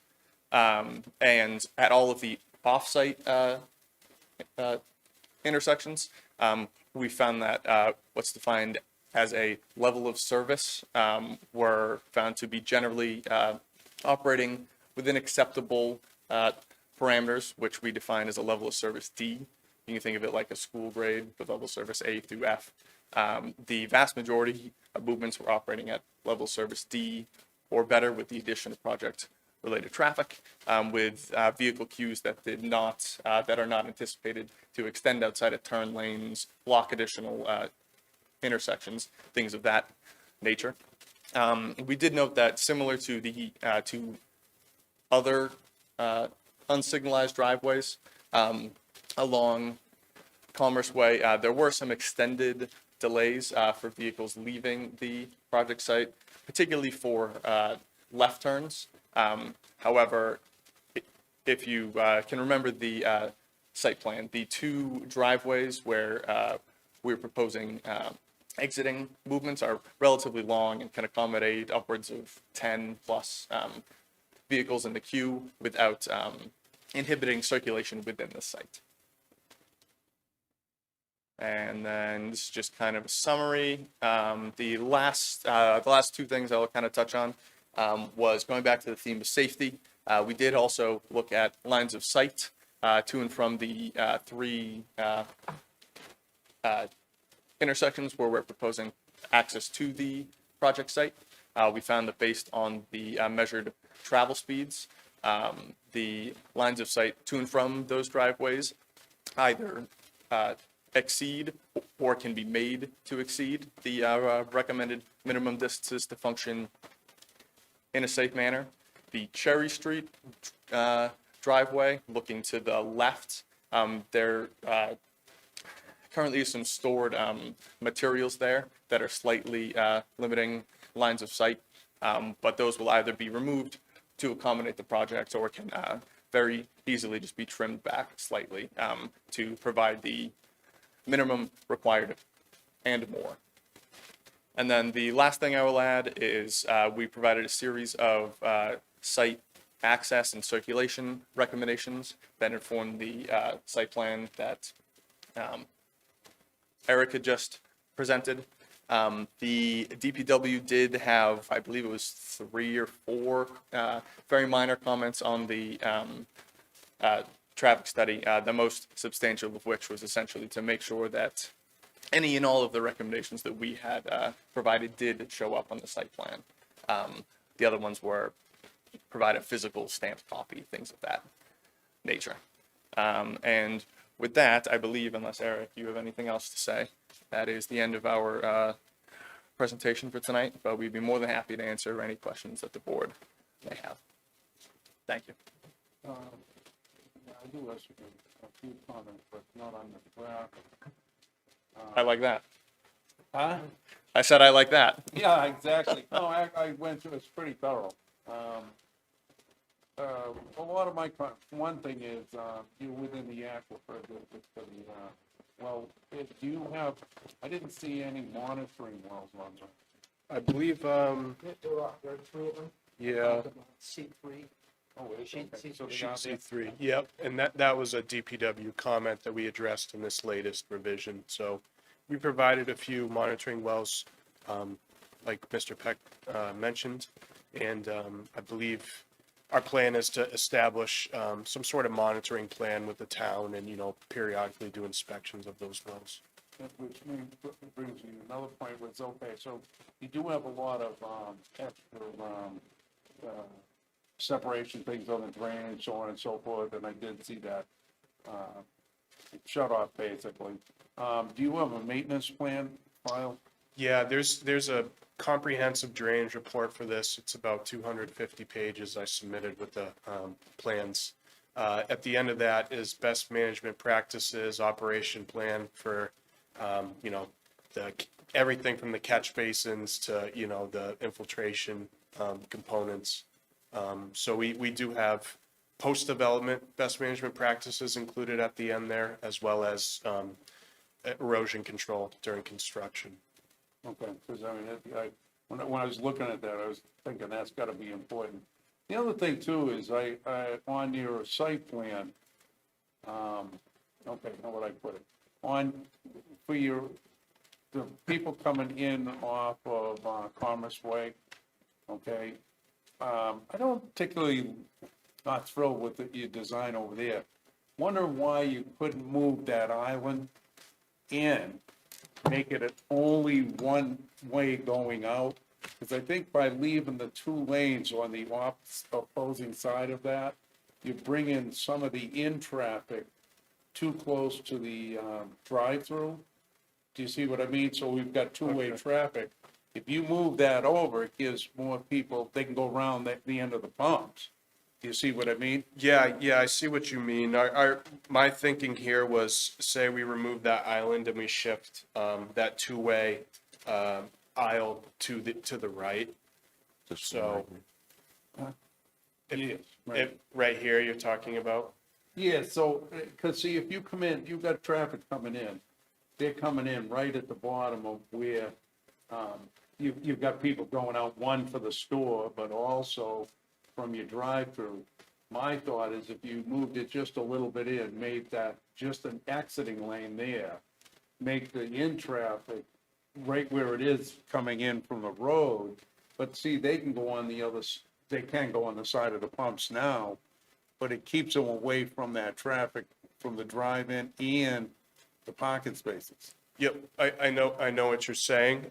So we messed around with a few different concepts when we drew this of, how to configure the lanes. Right. What I wasn't comfortable with was putting a 2-way entrance right here and lining it up with this aisle, because then what you would have is a direct conflict of, vehicles coming out of here and vehicles coming in, there would be a head-on situation. But you actually wouldn't have a two-way, because if you just let's just say you didn't move it, you just eliminate the line coming in. So the line coming in is gonna, the traffic coming in is going the other way anyways. I just don't think it's good. Plus, the other side of that coin is, no matter where we put these in, the lines they divide those out with over the years disappear totally anyway. So myself, I would rather see the backside of that just as traffic coming out, So one lane? just one lane. Okay, so just this section on this curve here, is this essentially what you're saying? So this Yes. would become a one-way. Just on the curb. Right, so people coming in here would be forced this way, and then if they want to get into the drive-through, if they wanted to pull into one of the Which spots. would be a natural flow anyways, but what I'm thinking of is, you wouldn't have them coming out right where everybody's coming out of the drive-in and parking spaces, basically, backing out. I think it'd be a better circulation if you just made that one way going out, whether you narrow it to give more, move it back to give the other space more or not, that's up to you. I just don't think it's a good idea to have two inlets separating there and getting that close to the outgoing traffic. Just in a, I would say that's something that we can certainly look at. Something I will offer as well is all vehicles exiting the driveway would be under stop control, both, the drive-through. The drive-through and the adjacent pass-by lane would be under stop control. But comment heard. yeah, and it's just like I say, because I'm looking at it going, there's no reason, my opinion, there's no reason to have a lane on that side coming in. Where, let's face it, normally everybody, the first thing they're gonna do is turn to the right for either the pumps or the gas station, or the store. Do you see what I mean? Yep. So I think it just brings people too close to that traffic coming out, Then the other thing is, in the water balance program, I don't know, do they do that after they leave here, Jason? When they apply for a building permit, they'll need the water department's approval, and if there is a requirement for that, they'd seek it at that time. So it would be after here. That's correct. Yeah. Okay. So the maintenance, and the fire department, I didn't see where they signed off. I saw the plan and stuff. They were fine. Yeah, so I'm trying to get in communication with them. I've sent, a number of phone calls and emails. What I understand of the letter is it's citing, certain regulations. There's no sort of recommendation that I can seem to gather from it. So I'm trying to work with Denise a little bit to see if we can get some attention from them and, specific instructions if they would like anything revised. I think what we've provided here is sufficient, so it's just a matter of, getting the sign off, I would say. And then I also have one other thing was, I noticed some sewer comments, this is town sewage, so what were the sewer comments about, The sewer comment was a grease trap and, as well as slope of pipe, which we believe we've addressed in this revision, so. okay. All right. That's it for me. David? I'm going to throw a slight curveball in what Michael just asked, because my question is about your dotted line for future development access. So any idea what that is part one of my question. And part two is, whatever that activity is, have you taken it into account in your transportation calculations? Because, I'm thinking, depending on how large or not so large, that would affect the circulation in maybe unpredicted ways, where, Michael's asking good questions for right now, but knowing that that's a future event, potentially, how would that change the layout? Would you make things wider? Would you, anyway, I don't know what the impact of that future development is, both on the layout, but also on the transportation estimates, because if it becomes a heavy use, your calculations get would have to be updated and maybe things have to be wider or more lanes or whatever. So, tell us what your thinking is at this point. So this is like I said, a 38 acre parcel. So we're cutting off a corner here now. So, the landowner and the applicant, T.L. Edwards, wanted to just designate, an area adjacent to that two-way access for future use. Why wouldn't he, owning all of that land, want to at least provide, think about the future on if you wanted to connect something to pavement that's already provided. So unfortunately, I cannot speak to what he, any future plans that they would like to do there. This was, asked for us to design it in a certain way where, you could build off of a site like this. What I will add as it relates to the traffic study and the transportation planning. So given that there was no defined potential future development of what that could be, something that we do as a part of any and all traffic studies is try to anticipate additional traffic that could be in the area resulting from potential future projects. So through consultation with the town of Plymouth and Kingston, there were 2 or 3 potential other developments that we included traffic for that are known, that are either approved or proposed. Then just kind of as a catch-all blanket, what we also do is we adjust the numbers up with a general background growth rate that's applied per year. So the Mass DOT standards say that our future horizon year, where we do our no build and build conditions, are 7 years in the future. So we applied, I believe it was a 1 or a 1.5% compounded growth rates over those 7 years to essentially try to do exactly what Mr. Peck is asking after, to try to build in some kind of factor of safety and some kind of additional gauge of potential future vehicle trips from projects that we don't know about. But specifically relating to the future potential future uses of the site, to the extent that a traffic study is prepared for any of those developments, they would need to include the traffic associated with this development. So as we kind of look forward to the, bless you, the transportation planning aspects, anything that comes after us will need to include our traffic numbers in their projections and their analysis.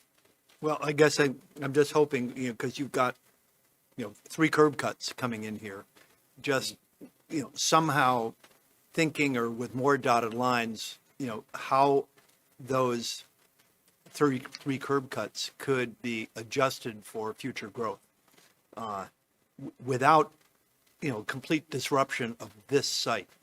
So it may be the one on, I'm just thinking out loud, on Commerce Way gets wider in the future if it needs to, and then the one that's on Cherry Street potentially gets wider depending on the development. But I just don't want to potentially have disrupt this particular site at some future date. I know it's all speculative. The second thing is snow removal and where you park the snow. I did not see it on any plan. I've been looking for identification of where you park the snow. So we'll, landscape areas on the site that can accommodate snow will obviously be used, for plow out the parking lot into some of these landscape areas next to our parking area. Any snow that can't be contained on site will be hauled off site at the cost of the applicant to a snow storage facility. Well, I'm just thinking, if you're coming back with refinements as we talk about it, all of our other applicants do show snow storage as a place because it's not there. And as we know from the past week, snow storage is a particular issue affecting sight lines too. So it's not just where to put the snow, but then being able to see anything. So, and a final comment is recommendation: can you add an EV charging station or 2 right by the those air columns. Again, we've seen that in past applicants, just putting, adding 2 stations. That's would be a good location for them, and/or at least note them as future EV stations. You know, not at the diagonal parking, but at those 90-degree parking spaces. So those are my comments at this point. Thank you.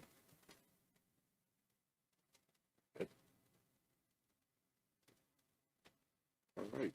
There are no other questions from the board right at the moment. I'm going to open this to public comment. Is there anybody in the audience that would like to speak? Yes, ma'am, please. Thank you. Good evening, Mr. Chair and members of the board. My name is Valerie Moore. I'm an attorney with Nutter, McLennan and Fish, and I am here on behalf of one of the abutters to this site. That's EN 131 Commerce Way LLC. They own the property directly across the street at Commerce Way, at 131 Commerce Way. I first want to note that 131 Commerce never received the certified mail notice of the hearings directly. We were lucky that a neighbor was kind enough to share their notice with our client, but they didn't receive notice either of this rescheduled hearing or the original hearing directly. So we would suggest that the board should review the abutters list that was submitted and confirm that it is accurate and that it was timely updated for the hearing. Most importantly, we want to suggest that the board engage third-party peer reviewers. This proposed filling station is straddling the Aquifer Protection Overlay District. This is the type of use that the board, if it chooses to entertain, should very carefully review, particularly for stormwater infiltration, to ensure that all proper environmental protections are in place, if the board chooses to entertain it. And I say that because the zoning bylaw precludes new fuel tanks of this size within the Aquifer Protection Overlay District. In Massachusetts, when a property is split zoned like this, if a use is not allowed in one of the districts within that property, but is allowed in the other district, the more restrictive district applies to the entire property for purposes of zoning. So the board should be looking very carefully at why this application even got before it, considering that fueling stations of this nature are not permitted in the Area 2 of the Aquifer Protection Overlay District, and especially where there are discharge points proposed within the Aquifer Protection Overlay District itself. This is an unnecessary risk to the town's water supply that the board should seriously consider and should at a minimum entertain having a third-party peer reviewer review. Earlier, you asked the applicant about what they intend to do with the rest of the site. That was a really important question, and I do think the board needs to push the applicant to answer that. Under the Massachusetts Environmental Protection Act, which likely is going to require review of this site, given that it abuts a state highway and an access permit is going to be required for it, an applicant can't segment its project so that only the impacts of one small portion of a site get reviewed. The board should push for the same answers that the state is going to push for about what impacts are likely to result from the rest of the site so that you can ask for appropriate mitigation to protect the town. You can't do that without knowing what's coming on the rest of the site. Given that our client didn't receive timely notice of this hearing, we have not had an opportunity to have our own engineer review the stormwater system and review the proposed traffic system report at this point. We would like the time to do that. So we do ask that as the board considers a continuance date, you consider one far enough out to allow both your own third-party peer review to be conducted and to allow interested abutters to have their own engineers review the proposed site. I do have my comments in writing to submit to the board, and I'll hand them to you through your clerk for your review. Thank you. Thank you. Is there anyone else? Yes, sir. Yeah, folks. My name is Dan Goodrich. I'm with the law firm of Murphy and King in Boston, Massachusetts, and I'm representing several concerned citizens, I guess, of Plymouth. My sister just did most of my work for me, so I'll be very brief, but and I appreciate that. That was very wise of me to go second here this evening. First things first, I was just recently retained, so I apologize. I was getting up to speed on the record for most of the day today. And the first thing I typically do is I check to make sure that the signage requirements and the notice was done properly, and there should be an affidavit in the record, and I didn't see one. And that's important because I represent several citizens, but there may be other citizens that are concerned about what's going on and didn't have an opportunity to be here this evening. And the affidavit is one thing you have to, according to your rules, have to provide that the signage has been put up and it's conspicuous. It's black writing on a yellow board is your requirements. I saw that there was no affidavit, so before this afternoon, this evening's hearing, I went to do a little Inspector Gadget myself and look around the site, and I was there for about a half an hour, and I couldn't find any sign at all of the notice requirement. So I think at minimum, I think a continuance is warranted here just so that appropriate signage can be placed so the citizens of Plymouth can have proper notice of what's going on here. The other issues really were addressed. From my initial look at the submissions today, I do think peer review is warranted, specifically with the aquifer. We're putting massive gasoline tanks underground. I think the water supply is obviously incredibly important to the town, and I think third-party peer review is really required and necessary in this circumstance. Along with the traffic report, I think my colleague here did a fabulous job walking through that. But again, my clients that have hired me were their main concerns, and I bulleted them out real quick, were traffic, groundwater, stormwater, and the fire department approval. And I think all of those things, other than the fire department approval, we could go for a peer review here just to have a full record for you folks to consider. The fire department approval, I know Mr. Peck did bring that up. I found that curious as well when I was looking through it. Doesn't say they actually approve what's going on. They included some stipulations, which I don't know if they've been complied with yet. That might be a question for the engineer. But again, another reason to warrant a continuance and not to vote tonight, so this record can fully be established.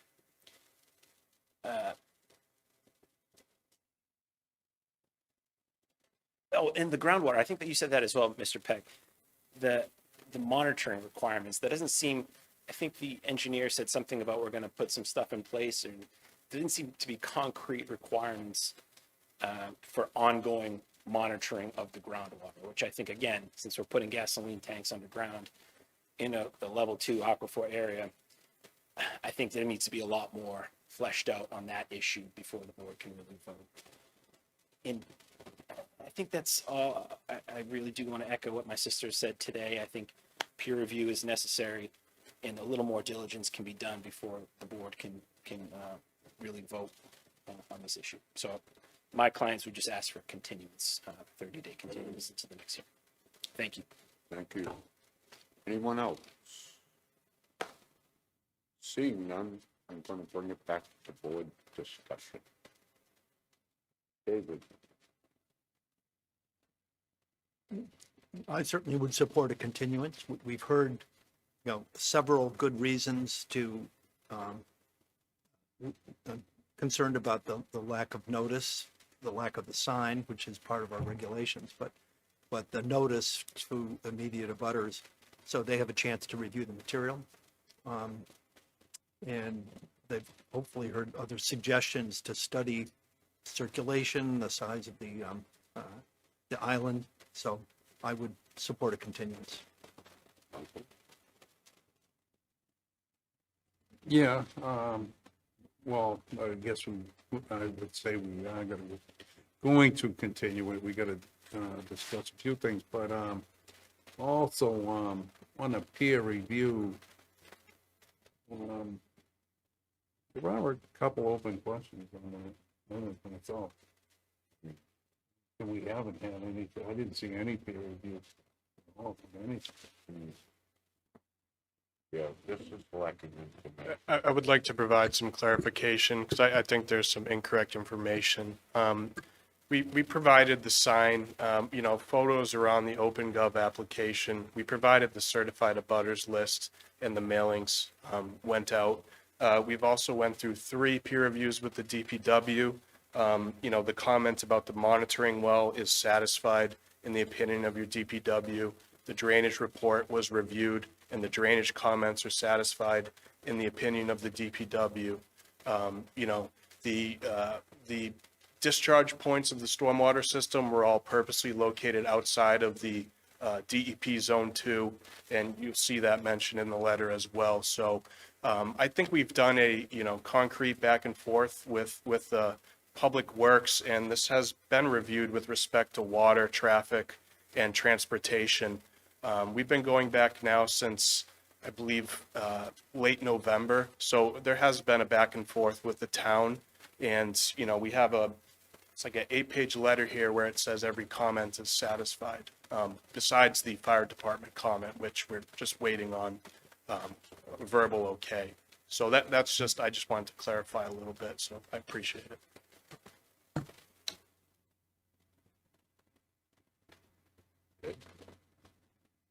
I'm also okay with the continuance, the fact that the notice that there was no sign out there is our bylaw. And I think that that's a problem.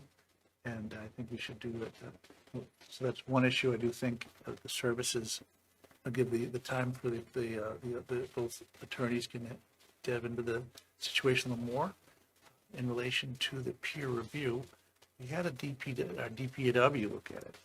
And sometimes they do have an outside party take a look at the water. We are in an aquifer protection zone. And Jason, what do you think about an outside third party looking at the aquifer, the water issue? Of comment there, there's a photograph uploaded on the website on this application showing the signage placed in front of, dated February 26th. So it's in the record. As far as the water aquifer protection line, I've worked with Kingston, who also has this very same line moving through it.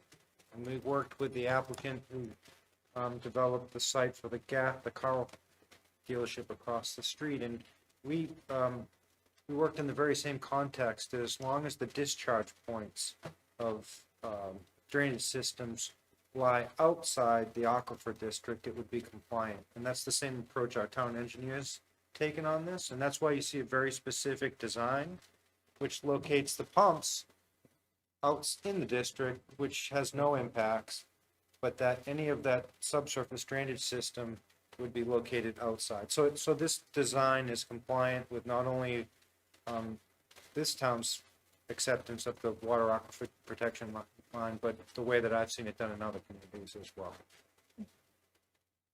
So you're not in favor of outside third party taking a look at this because you're okay with the I have no opinion on that. I can just tell you how we address that aquifer protection line internally within as administratively. I'm not an engineer. I can't speak to that. That's what we rely on these folks for. Engineers seem to be happy.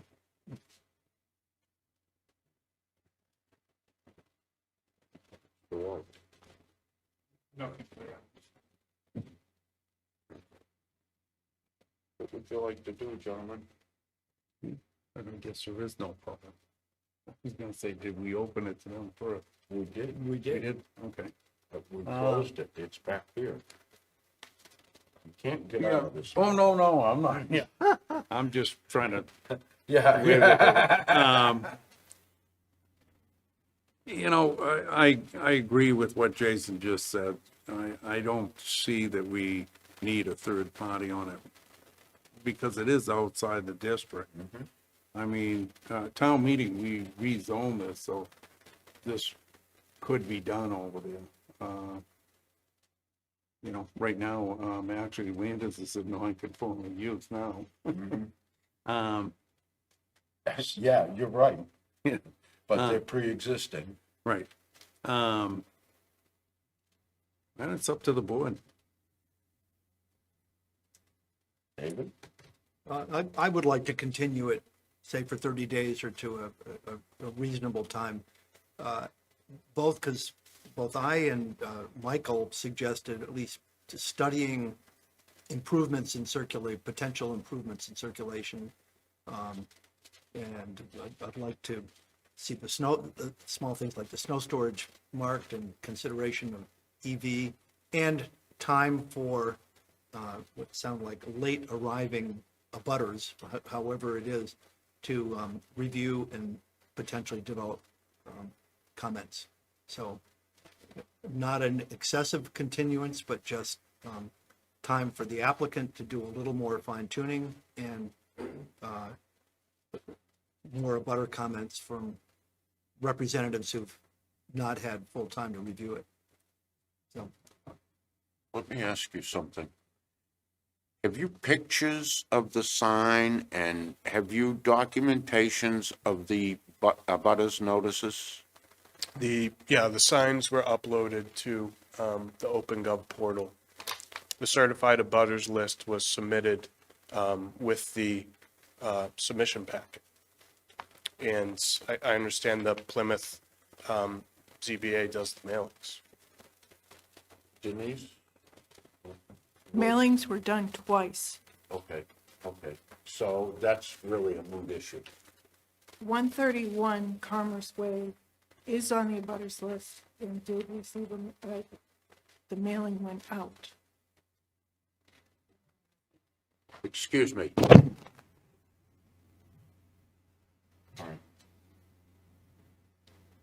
Lawrence, Mass.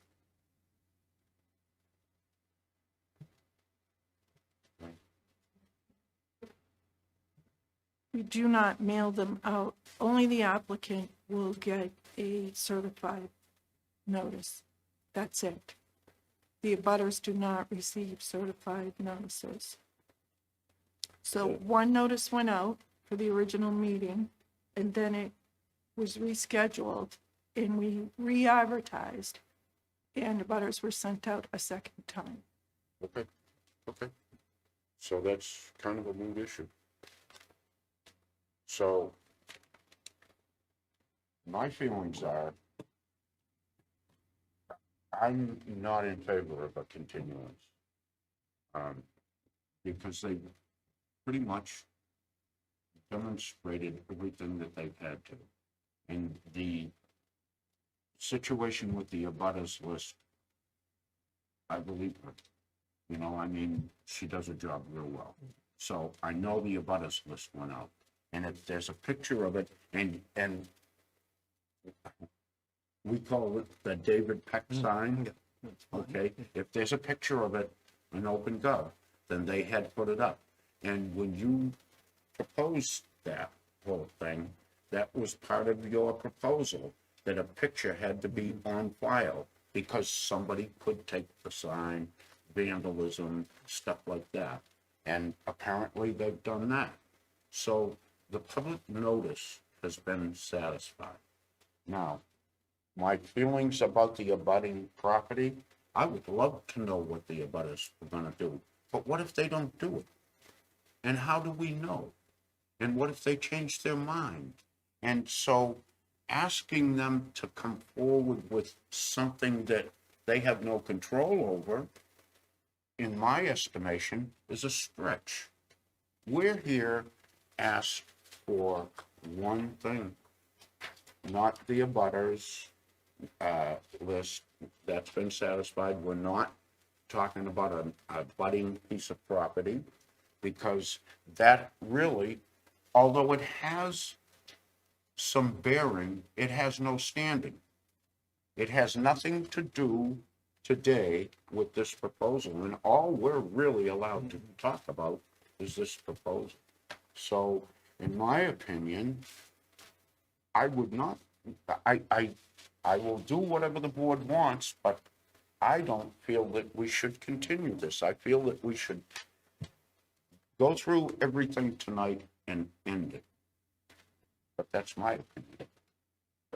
How do you look at it? We got two attorneys setting us up for a lawsuit. Got enough of lawsuits today. So, I'd like to continue for 30 days. And I like David Peck's idea. I don't see the harm of it. Mr. Wallace?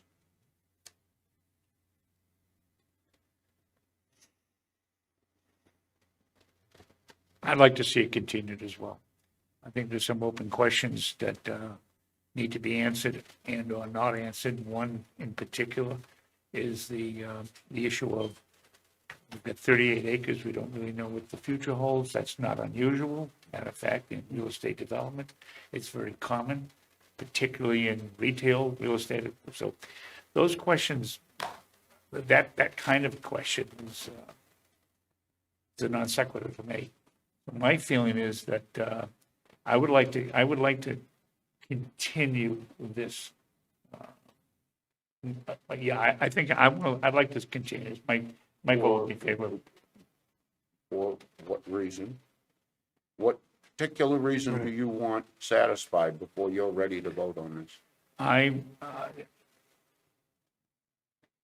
We've talked about the signage. I'm going to, now that it's been pictured, and David suggested in the past, and it's been documented and pictured, I'm good with that.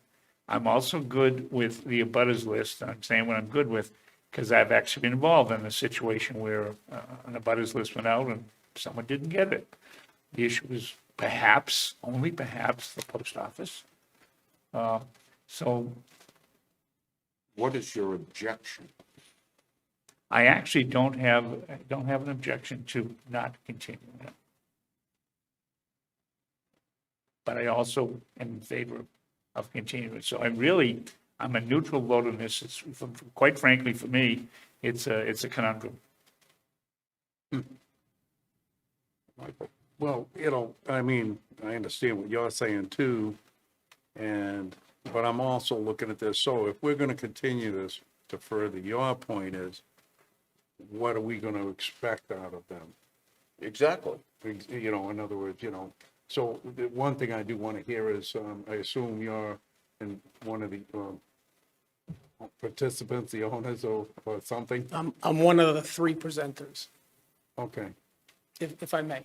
But you seem like you had something to say, so I was wondering what it was. Well, my name is Mickey Higgins. I own a construction and development company named South Coast Development. I've been retained by the Edwards family to consult on this project and shepherd this project through the permitting process. Couple points I'd like to make. One, we don't mail the notices out. The town of Plymouth does. We agree with you. We feel the notices went out properly, but we can't prove that. But we trust the people that do it. Secondly, as Jason said, everything that stores, holds, dispenses, pumps, gasoline is not in the aquifer protection zone. It's outside of the aquifer protection zone, as Eric demonstrated. Third, the owner of the property, the applicant, will go on record today and has gone on record in every meeting that's led up to today to state that there is no other development planned behind this gasoline service station or abutting this gasoline service station. As of today, he will go on record stating that his sand gravel operation will continue. That sand and gravel is vital to the paving asphalt plant. That sand and gravel that's stockpiled behind this gasoline service station corner is vital to the operation of the paving plant across the street. If the Edwards family decides to change that plan 2 years from now, 5 years from now, 10 years from now, they would have to come back before this board and all the boards and all the process that we've gone through to get to this point. So for the sake of the argument today, we would like you to act on the application that's in front of you. And if things change behind, we'd have to come back to the board or whatever board had jurisdiction on that particular project at that particular time. But to sit here today, it's a big piece of property. It's a beautiful piece of property. It's a great location. There's been incredible development all along Commerce Way. But today, the plan we're just looking for approval for this gasoline service station. Whatever happens behind this gasoline service station, we will be back before this board or other boards, and everybody will get another bite at the apple. Okay. So, make a motion? See where it Well, wait a stands. minute. What, following up the specific question, I'm interested in a bit of time for the applicant to study on-site circulation of vehicles. Michael raised a very good question.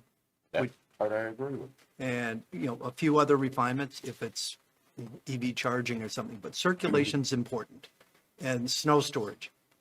So at least taking a fresh look at the site, and that whatever we're doing, we're not precluding future development. I know there's no way they can tell us what it's going to be. Exactly. They can't tell how many cars that's going to generate.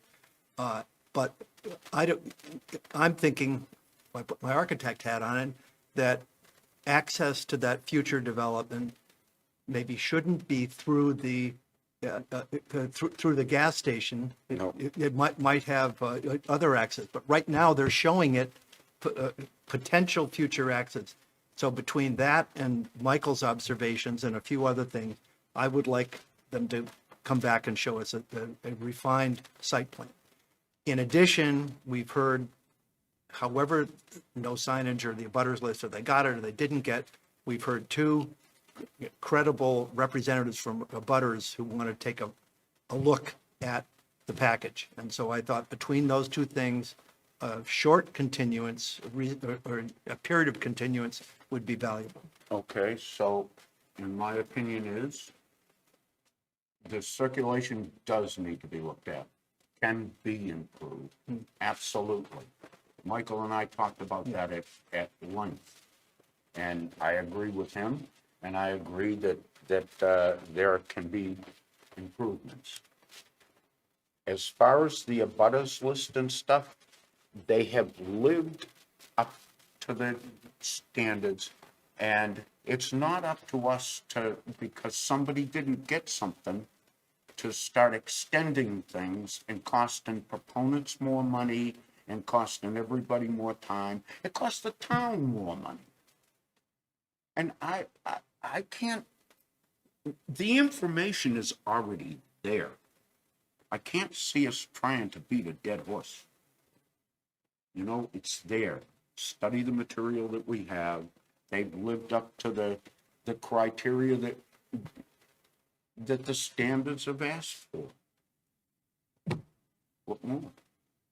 I'm not in favor of a continuance, but if this board wants one, we will have one. Can I make a motion to continue? Make the motion. I'll second that. I have a motion by Mr. Wallace, by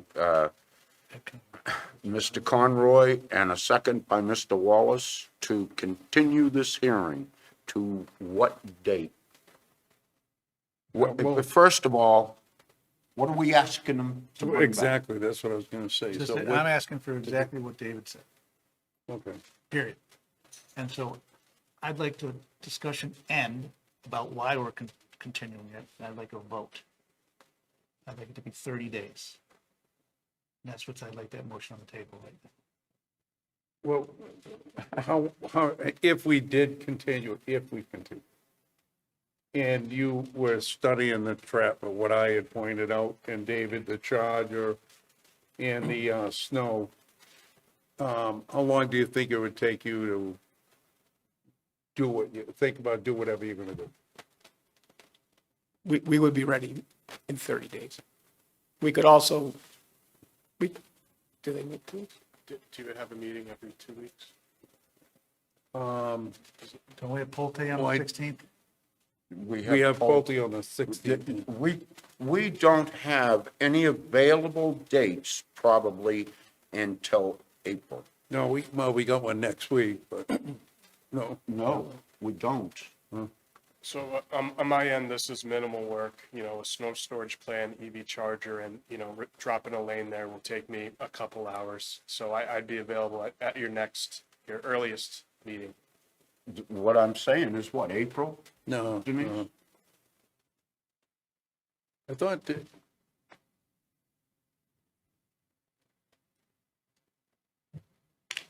The 16th is Pulte. Right, The 23rd, we have 6 cases right. already. Yeah, we're not gonna put any more on that. April 6th, Pulte. April 13th, we could do.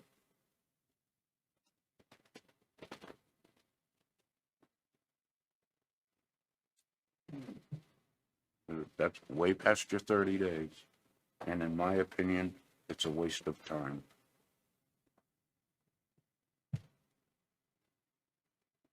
Motion's on the table. All those in favor?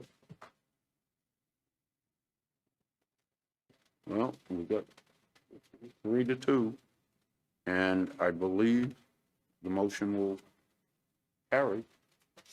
So the best we can do is April 13th. Correct? No. No, The 9th of, March. well, if, No. that would be the only thing. On, that we don't have a meeting on the 9th. right, well, it would be, I don't want to, 4 or 5 meetings in a row when we're supposed to only have them every other week. yeah, I'm just trying to make it at least. Yes, sir. I will not be available. I'll be overseas. That's Should I right. show you one?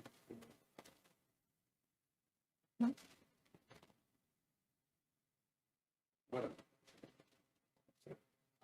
I'll be out. Can you take me with you? You can, yes. No, he's gonna leave me home with his dog. So, let's put it this way. So, Tom, Can I ask you blank, a flat you're out not question? available on the 13th. No, I'll be in Europe. Before we finish this, can I ask a flat out question? What do you think, he wants the, EV charging station in the snow. We can probably say it would be over here. I'd kind of like to control, are those things you would do? Let's put it that way. So through the chair, we'd be willing to, you could condition your approval that we will have 2 designated EV future car charging spaces, or we could we could actually put a red X on your plan where you want those, but we would be agreeable to label 2 parking spaces as future EV. And I say future because I build these gas stations, I build more of these gas stations than anyone else in New England. And the technology is not really there. It kind of was there, and then Trump took away all the incentives, and a lot of those companies have gone away. So I wouldn't want to see Edwards say, well, put 2 car chargers there, but certainly designate the spaces. You would designate. So we would live with that condition. We could also live with a condition. I'm shocked in Plymouth, as technically refined as they are, that we couldn't have a condition that we would have snow removal, snow storage spaces labeled, delegated to the building inspector, to the head of the DPW. I mean, we can come up with snow storage spaces. It's not a problem. As far as access, you could condition that access to be exit only in the area that you were talking to. But if you went to 133, I think it's 133 North Main Street, it's a gasoline service station that we built at the intersection of Route 44 and Route 58 in abutting Carver. We built a mobile station there. It was New England Farms. Today it's a Noria. It has that exact same access. We've built that same access. We probably had built that in the last 10 high volume busy gas stations, and it works very well. And you can continue this meeting, and we can put you in a van and drive you to a station, or we can take a video of how it works, or we can show you aerial photographs. But you could condition this approval tonight and not make us come back April 13th, which sounded fine, except it won't be the same board. So the applicant would like to push you to a vote this evening. again, now it's up to 3 to vote it the other way. We already voted. All right, Yeah. so Why let's why are we just- wasting our time? So, all right, Yeah. here you go. April 13th at 6 o'clock is, oh, yeah, Tom's not going to be here, so now what?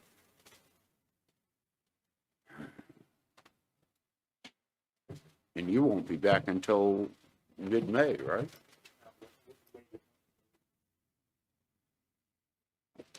Would you be available on April 27th? 27th of April? Yes, I'll be back. All right. That's going to be the date certain. The board has already voted to continue this, so I guess it's April 27th at 6 PM.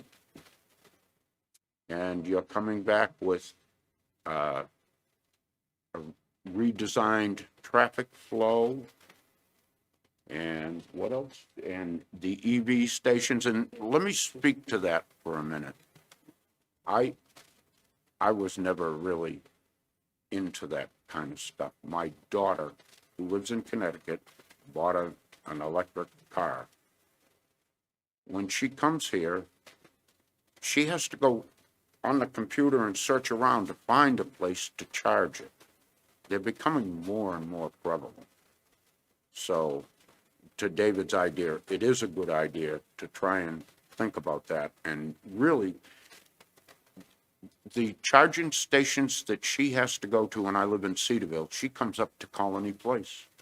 And because it's a level 3, and I guess they're the fastest charging and everything. And that place is busy all the time. You go to, it's at, where did we meet? Starbucks. It's at that Starbucks up there, and you go up there and you watch, and there's cars there all the time. So it's not a loser, probably not a money maker, but it's not really a loser. And it's a convenience for other people. So it's something to think about. Anything else? All right, we voted, and we will see you. We'd like to thank the board for their time this evening. Thank you. Is there anything else come before the board this evening? I entertain a motion. I motion that we adjourn. Is there a motion to adjourn? All in favor? We are adjourned.